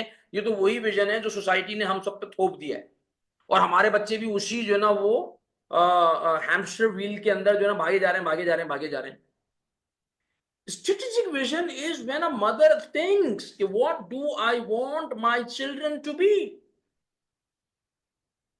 ये रसूलुल्लाह सल्लल्लाहु अलैहि वसल्लम की उम्मत के का जो है ना वो एक एसेट है। मुझे वो एसेट बनाना है कि नहीं बनाना? मुझे एसेट प्रोड्यूस करना है कि लायबिलिटी प्रोड्यूस करनी है? तो अगर एक माँ और बाप का विजन क्लियर नहीं है बच्चों के बारे में, तो आप अपने पेरेंटल रोल के अंदर स्ट्रेटेजिकली डिसीजन मेकिंग ही नहीं कर सकते। तो डिसीजन मेकिंग क्या हो रही होगी? वही जो रूटीन की डिसीजन मेकिंग हो रही है। स्कूल चले जाओ, होमवर्क कर लो, रट्टा लगा लो, पास हो जाओ, फर्स्ट आ जाओगे तो बहुत अच्छा है, नहीं आओगे तो पता नहीं क्यों जिंदगी तुम्हारी खराब हो जाएगी। उसके बाद जो है ना डंडे पड़ेंगे, तालियां बजा लो, सो जाओ, खा लो, पी लो, जी लो, यही जिंदगी है भाई। दुनिया बदल नहीं रही। कल मुझसे दो तीन दिन पहले मैं जो है ना एक जगह वर्कशॉप कराने एक यूनिवर्सिटी में गया हुआ था, अंदरून सिंध पाकिस्तान में। तो एक बड़ी यूनिवर्सिटी के थी, तो वहां पे जो फैकल्टी के साथ वर्कशॉप थी, लीडरशिप के साथ। तो मैंने वहां पर एक बात की, मैंने कहा कि आप लोग यानी कि जो फैकल्टी थी, जो टीचर थे, मैंने कहा कि आप लोग अपने बच्चों को कैसे डेवलप कर रहे हैं? What's your way forward? How are you teaching your children, your students? And there was a pin drop silence, and there was a pin drop silence in that room of asatiza, and more than 50% of my participants were PhDs, mashallah.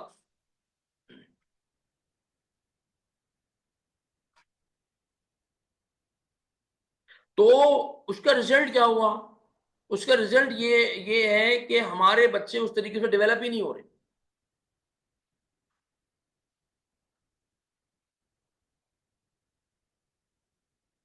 Why no vision of a homemaker as a person herself? तो as a person herself होगा तो वो self के role में होगा। मुझसे सवाल ये था कि मदर का विजन क्या होना चाहिए। अब आप पूछेंगे सेल्फ का विजन क्या होना चाहिए, अपना, अपने आप का, वो तो हर किसी का होना चाहिए। वो सिर्फ वो सिर्फ मदर का थोड़ी होगा। वो सिर्फ मदर का विजन तो नहीं होगा ना। सेल्फ का तो आपका रोल अलग है। मेरा अपनी जात के बारे में क्या ख्याल है? Where do I want to see myself in my physical and emotional health, or emotional or physical development? What is my vision for my intellectual development? What is my vision for my spiritual development in my relationship with Allah subhanahu wa ta'ala? तो मैं आपको बता रहा हूं, strategic vision जो होता है ना, वो आपकी लाइफ को होलिस्टिकली इनकम्पस करता है। वो एक रोल में नहीं करता कि जी मैं कैरियर में यहां पहुंच जाऊं, मैं फलानी जगह पहुंच जाऊं, मैं जो है ना वो ये कर लूं। और वो आपका अपना होता है, कट एंड पेस्ट नहीं होता। तीसरी बात, that strategic vision is a vision that goes beyond ourselves and make a positive and greater impact around us. इसका मतलब ये है कि आप उम्मती के रोल को भी इन्विजन करेंगे। इसका मतलब ये तीसरी बात का, आप मेंबर ऑफ द कम्युनिटी हैं, मेंबर ऑफ अ खानदान है। आप देखेंगे कि यार मैं अपने आसपास क्या इम्पैक्ट क्रिएट कर सकता हूं, है ना। रसूल करीम सल्लल्लाहु अलैहि वसल्लम की जिंदगी में नमूना है ना। तो उनकी जिंदगी में नमूना किस चीज का है? उनकी जिंदगी में नमूना जो है ना वालिद होने का भी है, शौहर होने का भी है। उनकी जिंदगी में नमूना जो है वो कारोबार का भी है, काम का भी। उनकी जिंदगी में जो नमूना है वो दाई का भी है। उनकी जिंदगी में नमूना दोस्त होने का भी है। उनकी जिंदगी में नमूना दुश्मन होने का भी है। और चौथी बात, जो वर्दी विजन होता है, जो स्ट्रेटेजिक विजन होता है, वो स्ट्रेटेजिक जब होता है when it is deeply connected to the purpose of life, ultimate purpose, आपकी एग्जिस्टेंस के साथ वो कनेक्टेड हो, रीजन ऑफ एग्जिस्टेंस के साथ कनेक्टेड हो। अगर वो आपके पर्पस ऑफ एग्जिस्टेंस के साथ कनेक्टेड नहीं है तो वो स्ट्रेटेजिक विजन नहीं हो सकता।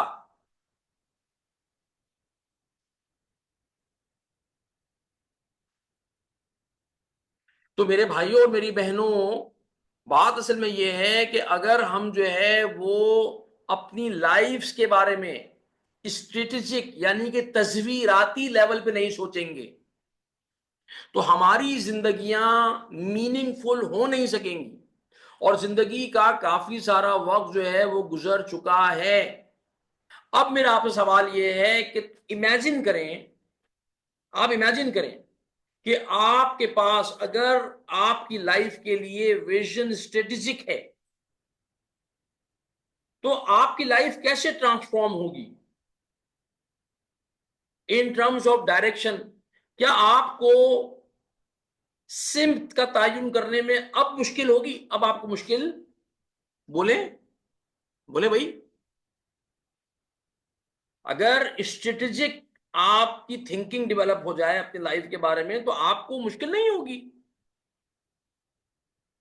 आपका सेंस ऑफ बिलीफ, खुद के ऊपर यकीन मुहकम वो डेवलप होगा।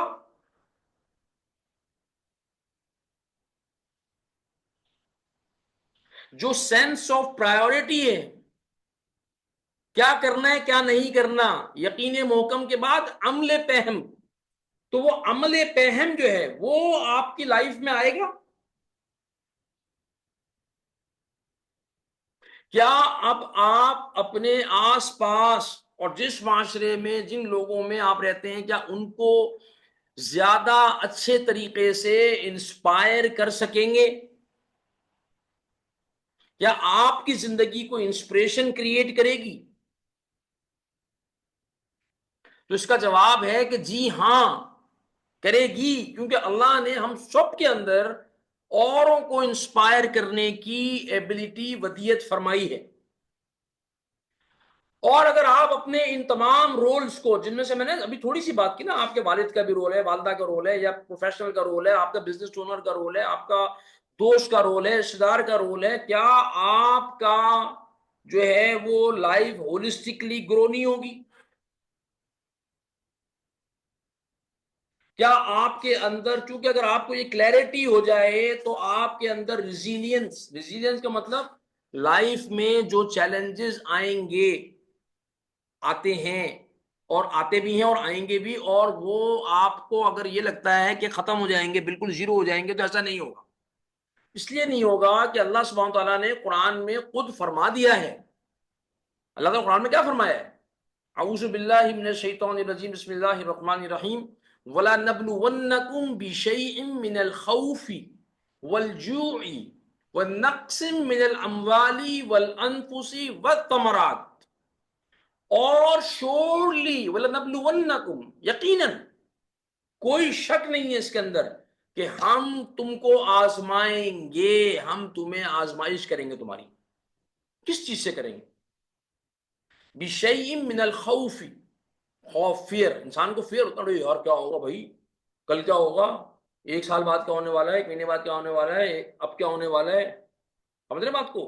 खौफ से और भूख से और माल में नुकसान से। माल में नुकसान हो जाता है, हम सबके ही होता है कभी ना कभी। कारोबार में नुकसान हो जाता है, कोई और इशू आ जाता है, कभी बिजनेस जो है ना वो लो हो जाता है ना, महंगाई बढ़ जाती है, सैलरी जो है ना उस तरह से नहीं, जो है ना वो इंक्रीमेंट हो रहा है। तो कहने का मकसद क्या है कि माल से, वल अनफुसी, और अपने नफ्स से आजमाए जाओगे, वस्तमरात, और जो पैदावार फलों की, उसकी पैदावार में भी कमी हो सकती है, होती है ना। कोरोना में, कोविड में क्या हुआ था? तो ये तो आएगा ना, लेकिन रिजिलियंस पैदा हो जाएगी। अगर विजन स्ट्रेटेजिक होता है तो वो रिजिलियंस पैदा हो जाती है, क्योंकि रसूल करीम सल्लल्लाहु अलैहि वसल्लम का और सहाबा का और हमारी तारीख के अंदर बेशुमार लोगों का जो विजन था वो स्ट्रेटेजिक था, तो जिसने उनकी रिजिलियंस को मल्टीप्लाई कर दिया, मुश्किलात को फेस करने, चैलेंजेस को फेस करने की एबिलिटी इंक्रीज हो गई।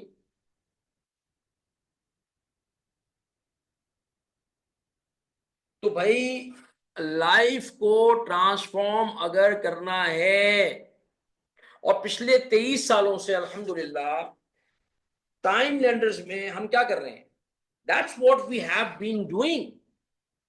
मैंने अपना कॉर्पोरेट कैरियर छोड़ा, मैंने अपना कॉर्पोरेट कैरियर छोड़ा उस वक्त जब मैं टेक ऑफ करने की पोजीशन में था, यानी कि कैरियर टेक ऑफ करता और बहुत हम जो है ना वो कॉर्पोरेट वर्ल्ड में बड़ी अच्छी पोजीशन पे चले जाते, उस पॉइंट पे कैरियर छोड़कर ये काम शुरू करना, इस काम के अंदर आना एक बहुत ही रिस्की डिसीजन था। पता है आपको, बहुत से लोगों को शायद मेरी कहानी पता हो, यहाँ पे तो टाइम नहीं है, मैं कभी वर्कशॉप में सुना देता हूँ कभी कभी कहानी, कि एक रिस्की डिसीजन था, क्योंकि नहीं मालूम था कि लोग लोग मैं चलूंगा नहीं चलूंगा, कर पाऊंगा नहीं कर पाऊंगा, can I be a good trainer, can I become a good coach, can I become a good consultant, I don't know, and whether people will accept the ideas और नॉट।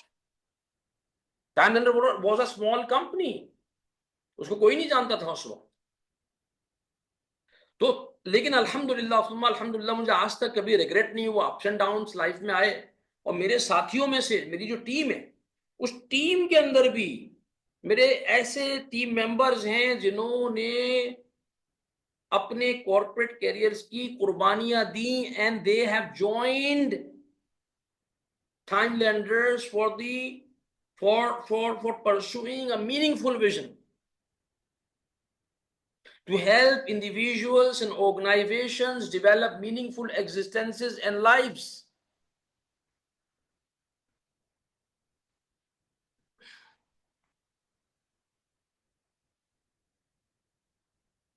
तो 23 सालों से ये करते हुए अल्हम्दुलिल्लाह, डॉक्टर अब्दुल बारी खान साहब को आप में से शायद हर कोई जानता हो। He is the founder of Indus hospitals and health network. Doctor साहब टाइम लैंडर्स के भी फाउंडिंग डायरेक्टर हैं, और इंडस हॉस्पिटल जब था ही नहीं, उससे पहले उससे पहले विजनिंग हुई, ये नहीं कि विजनिंग का प्रोसेस हुआ। डॉक्टर साहब क्या फरमाते हैं, time lenders played a pivotal role in shaping the vision of Indus hospital from the early days in 2002। Their guidance has been invaluable, their powerful framework for personal and organizational development have profoundly enhanced character building. As a community, we must embrace their transformative approach to lead meaningful, purpose-driven life. तो अर्ज करने का मकसद क्या है? तो doctor Amjad Saqib साहब को भी आप में से अक्सर लोग जानते होंगे, ऐसा सारे ही जानते होंगे। द फाउंडर ऑफ अक़ुव्वत फाउंडेशन, अल्हम्दुलिल्लाह यही विजनिंग का प्रोसेस था जो पहले बारी खान साहब के साथ हुआ 2003-4 में, और अमजद साकिब साहब के साथ मुलाकात हुई 2007 में। डॉक्टर साहब फरमाते हैं कि I came to know about Timelenders in 2007 through a friend, and they guided us through the extensive visioning process. Lahore में ये विजनिंग प्रोसेस हुआ अक़ुव्वत के लिए। उस वक्त अक़ुव्वत एक छोटा सा लाहौर बेस्ड इदारा था।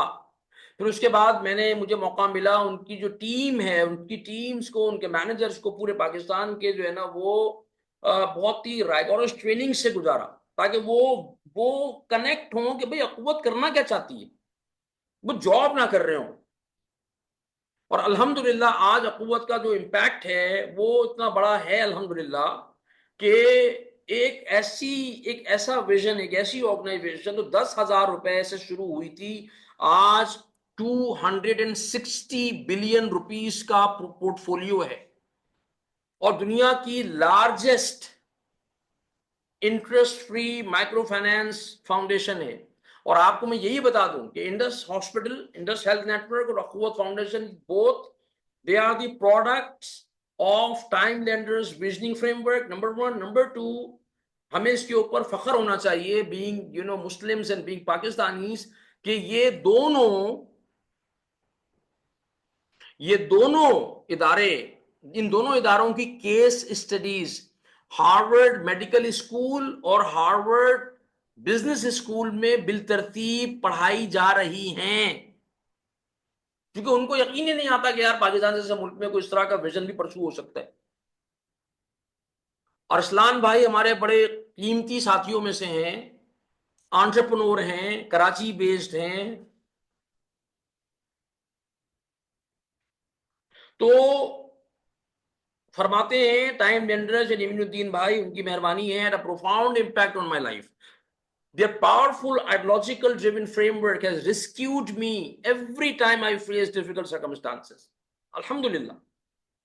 My personal life and relationships have improved multifold, and my business processes have been shaped profoundly, helping me to grow to another level. और माशाल्लाह आज सर अभी 1 महीना पहले पूरे विजनिंग के रोड मैपिंग के प्रोसेस से गुजरे हैं, पर्सनल को गुजर चुके हैं, अब अभी बिजनेस के प्रोसेस से गुजरे हैं और अल्हम्दुलिल्लाह इनका बिजनेस जो है वो एक और लेवल पे जा रहा है। आप में से जो लोग कराची में हैं, मैं आपको ये पूरी जिम्मेदारी के साथ कह सकता हूं कि अगर आप अपनी गाड़ी मेंटेन करवाना चाहते हैं, गाड़ी बबल्स कार केयर, गाड़ी आंखें बंद करके भेज दें, एक नंबर ईमानदार आदमी है, हाईली एक्सीलेंट ड्रिवन है।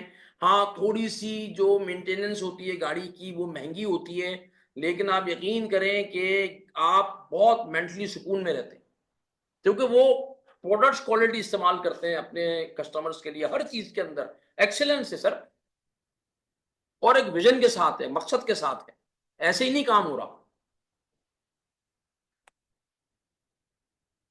तो भाई ये जो आखिरी वाले थे ना 61.5%, देखिए मैं ये नहीं चाहता, मेरी तो ये ख्वाहिश है कि हम में से कोई आदमी, कोई पाकिस्तानी, कोई मुसलमान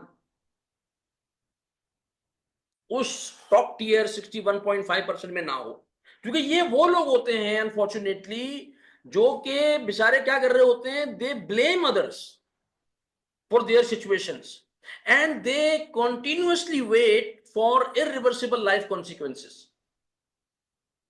नहीं हो सकता भाई, नहीं होगा। मेरी जिंदगी में मैंने ये सीखा, और खुसूसन पिछले मैंने तकरीबन समझे कि 10 सालों में जो मेरी बहुत इंपॉर्टेंट लर्निंग है ना, वो क्या है कि देखें लाइफ जो है ना वो एक ही दफा मिली है, and there is no point of blaming others. आपको करना है, आपको जो है ना वो काम करना है, आपको जो है वो चेंज कर लेके आना है, आपको अपनी जिंदगी डिजाइन करनी है, होलिस्टिकली डिजाइन करनी है। और this is the only investment that paid me of big time. यानी कि मेरी जिंदगी का अगर आप मुझसे पूछें आरओआई, चाहे वो फाइनेंशियल स्टेबिलिटी हो, चाहे वो विजन का इम्पैक्ट हो, चाहे वो मेरी फैमिली लाइफ हो, चाहे वो मेरी पर्सनल लाइफ हो, वो मेरी इंटेलेक्चुअल डेवलपमेंट हो, वो मेरा ताल्लुक मा अल्लाह हो, वो मेरी इमोशनल स्टेबिलिटी हो, everything, everything is rooted into the strategic thinking, number one। And अल्हम्दुलिल्लाह अल्लाह सुब्हानहू व तआला ने बहुत फजल फरमाया, इसलिए कि अल्लाह ताला फरमाते हैं, अल्लाह क्या फरमाते हैं, तुम कोशिश करो, तुम चल के आओगे मैं दौड़ के आऊंगा, तुम एक हाथ आओगे मैं 10 हाथ आऊंगा, तुम बालिश भर आओगे मैं हाथ भर आऊंगा। लेकिन सबसे पहला जो है ना सोच, आज आप यहां से जब जाएंगे ना अभी, तो ये सोच लेके चले जाएंगे भाई ये जिंदगी आपकी जिम्मेदारी है, इस जिंदगी की जिम्मेदारी कोई नहीं लेगा। तो स्ट्रेटेजिक विजन्स की this is one of our workshop, जिसके अंदर हम क्या करते हैं, लाइफ का जो कोर है वो हम अंडरस्टैंड करते हैं, जिंदगी की बुनियाद किस चीज पे होनी चाहिए, एसेंशियल डेफिनेशंस को समझना जरूरी है। विजन क्या है, पर्पस क्या है, उसके पीछे पर्पस क्यों होना चाहिए, विजन के होने से आपकी लाइफ की फंक्शनैलिटी पे क्या फर्क पड़ता है। जब विजन आप क्राफ्ट करते हैं, अपनी लाइफ के लिए विजन बनाते हैं, अपने बिजनेस के लिए बनाते हैं, जिस लेवल पे बनाते हैं, कौन सी ऐसी सिफात और खुसूसियात हैं, कैरेक्टरिस्टिक्स हैं जिनका आपको ख्याल रखना इंतहाई जरूरी है। तो वो 8-9 कैरेक्टरिस्टिक्स में डिटेल में मैं बताता हूं आपको। फिर आपकी जिंदगी होलिस्टिक होनी चाहिए। होलिस्टिक कैसे होती है, देखिए मैं वेस्टर्न जो भी हमारे सेकुलर कॉन्सेप्ट्स हैं उसके ऊपर आपको विजनिंग का जो नॉलेज फ्रेमवर्क है, स्ट्रेटेजिक विजन की वर्कशॉप क्या करती है, आपको पूरा नॉलेज फ्रेमवर्क देती है। उस नॉलेज फ्रेमवर्क को लेकर आप अपने विजन्स को क्राफ्ट करना शुरू कर सकते हैं। फिर लाइफ में भी बात हुई डिफरेंट रोल्स की, क्या डिफरेंट रोल्स की बात हुई है ना। हमें से बहुत सारे लोग भाई पेरेंट हैं, हमें से बहुत सारे लोग जो है ना प्रोफेशनल्स हैं या एंटरप्रेन्योर्स हैं, यानी कि हमारा एक फाइनेंशियल अर्निंग का भी एक एरिया है। हम सब लोग मुसलमान हैं, हम अल्लाह से ताल्लुक भी है, हम जो है ना वो हमें से बहुत सारे लोग बेटे या बेटी हैं, हमारे वालिदैन हयात होंगे। हमें से बहुत सारे लोग जो हैं वो क्या कहना चाहिए, सोसाइटी के अंदर एक रोल प्ले कर रहे हैं और ज्यादा बेहतर रोल प्ले करना चाहते हैं। तो आप में से, हम में से अक्सर लोग वर्क लाइफ बैलेंस भी तो हमें करना है, वो बड़ा इंपॉर्टेंट मॉड्यूल है स्ट्रेटेजिक विजन के फ्रेमवर्क का, अरे वो 1.5 घंटे में तो मैं नहीं कर सकता। फिर पर्पस क्यों करना है, मेरी जिंदगी का पर्पस क्या है, व्हाई डू आई एग्जिस्ट। और पर्सनल जो विजनिंग का फ्रेमवर्क होता है और ऑर्गेनाइजेशनल जो फ्रेमवर्क होता है, इन दोनों में क्या फर्क होता है ये भी मैं वहां पे एक्सप्लेन करता हूं। मैं इस बात की वजाहत यहां पे जरूर करना चाहता हूं कि देखें, स्ट्रेटेजिक विजन की जो वर्कशॉप होती है ना 3 दिन की, इसमें जो है ना आपको नॉलेज फ्रेमवर्क पूरा मिलता है, नॉलेज फ्रेमवर्क। इस वर्कशॉप में बैठकर आप अपनी जिंदगी का विजन नहीं बनाते, ये मैं आपको बहुत क्लियर होना चाहिए। आप ये सीखते हैं कि लाइफ में अपनी लाइफ की विजनिंग कैसे करनी चाहिए, what elements to take care of while visioning your own life। तो बहुत दफा लोग इस एक्सपेक्टेशन के साथ आते हैं कि इन 3 दिनों में मेरी जिंदगी का विजन भी बन जाएगा, मेरा रोड मैप भी बन जाएगा। तो इस वर्कशॉप में ऐसा नहीं होता। First you need to understand the whole framework of visioning, क्योंकि मैं नहीं चाहता कि जो है ना वो हमें से कोई आदमी भी अगर मेरे वर्कशॉप में आ रहा है तो वो किसी गलत एक्सपेक्टेशन के साथ आए, क्योंकि माजी में ऐसा हुआ है मेरे साथ। मुझे लोगों को समझाना पड़ता है, भाई विजनिंग लाइफ को इन्विजन करना और डिजाइन करना एक काम है ना, ये जिंदगी का सबसे इंपॉर्टेंट काम है। ये बदकिस्मती है कि हमारे तालीमी निजाम के अंदर सबसे इंपॉर्टेंट काम कहीं पे भी नहीं होते।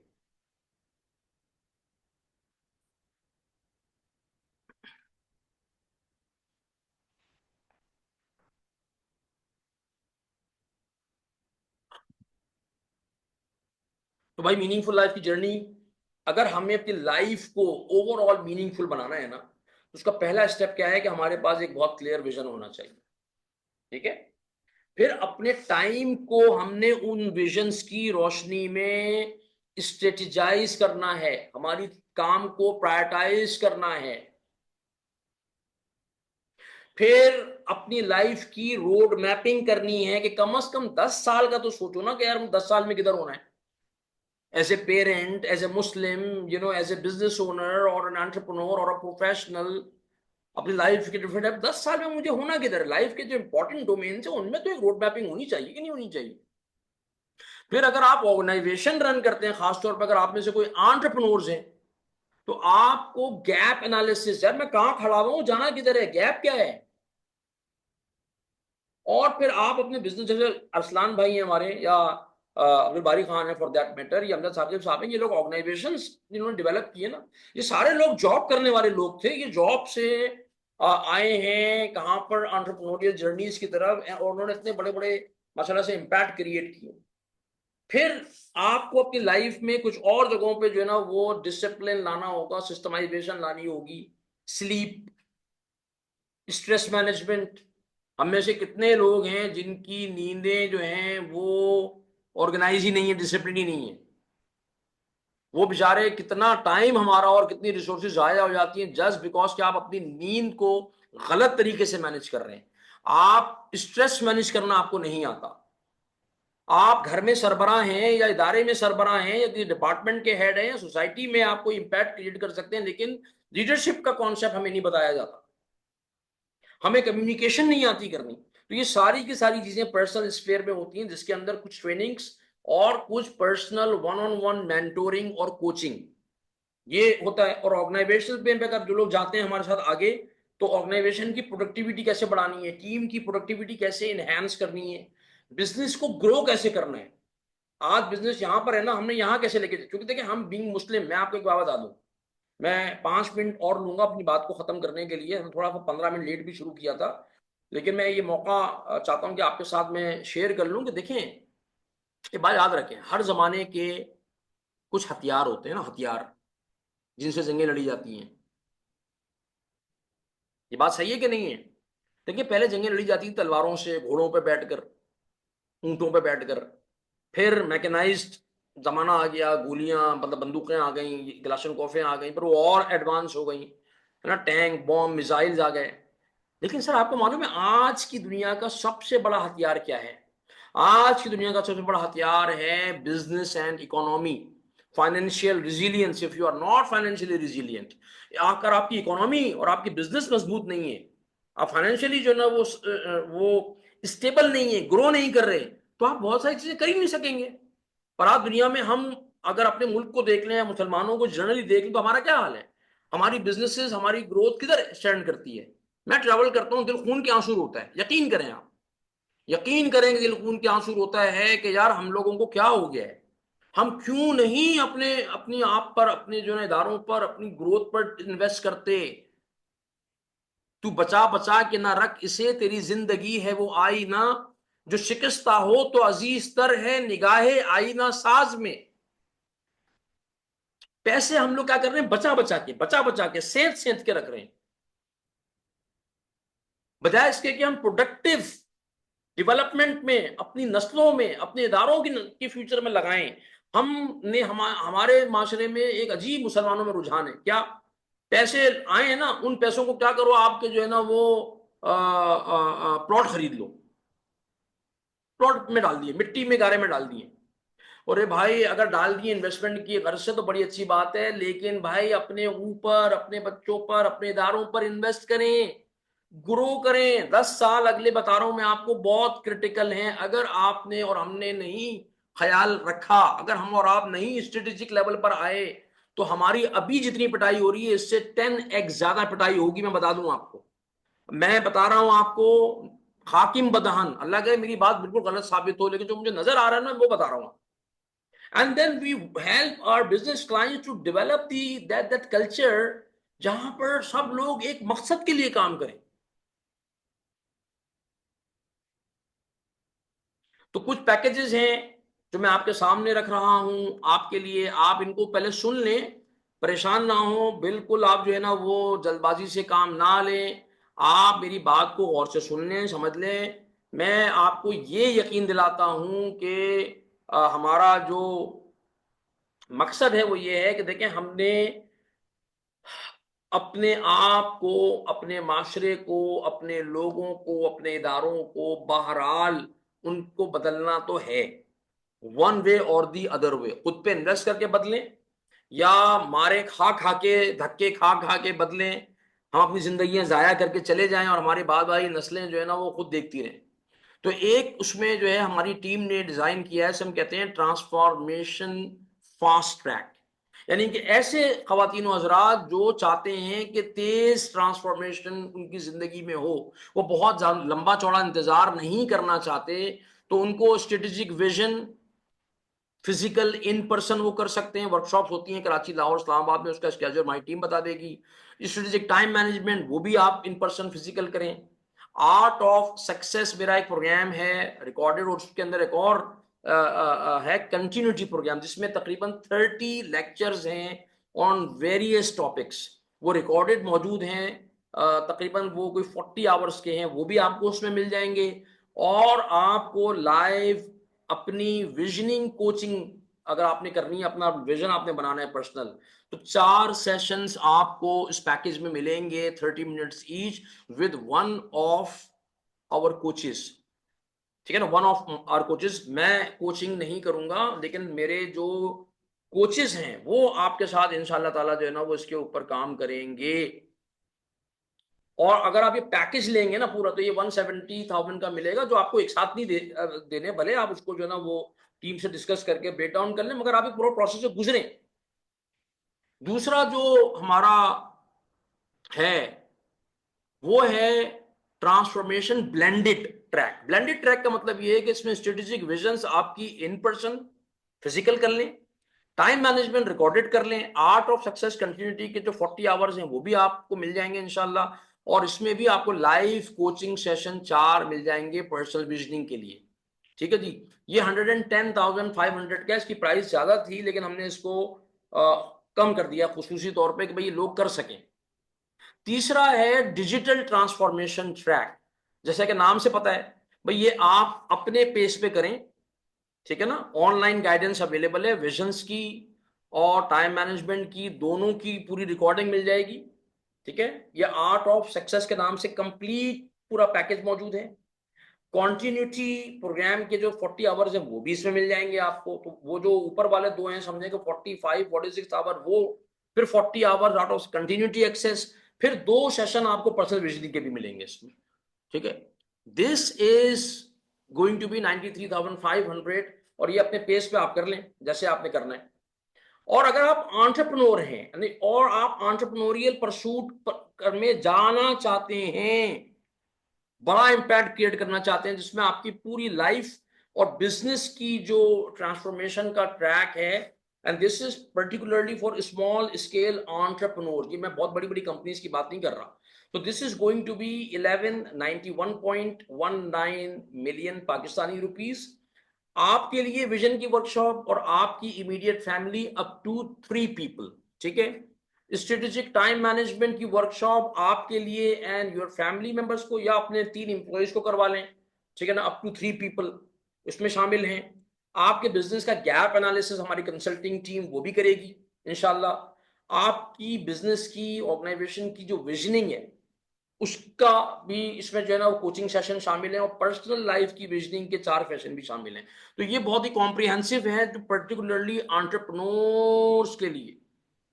और अगर वेबिनार में आप अटेंड कर रहे हैं तो इनके ऊपर 15% मजीद ऑफ है, तो आपको टीम बता देगी वो आपको, ठीक है।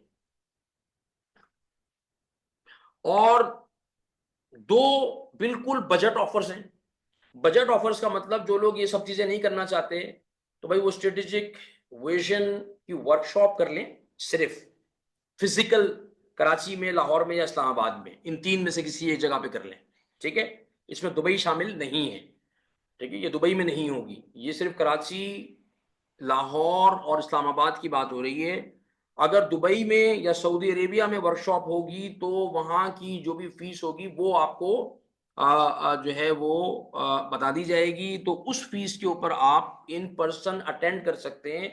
दुबई में या सऊदी अरब में मैं करता हूँ वर्कशॉप्स, हफ्ता में 2025 में प्लान करूँ वर्कशॉप दुबई में, तो उसकी जो फीस होगी अभी मेरे सामने नहीं है, जब वो होगी तो हम दुबई वालों को अनाउंस कर देंगे इंशाल्लाह।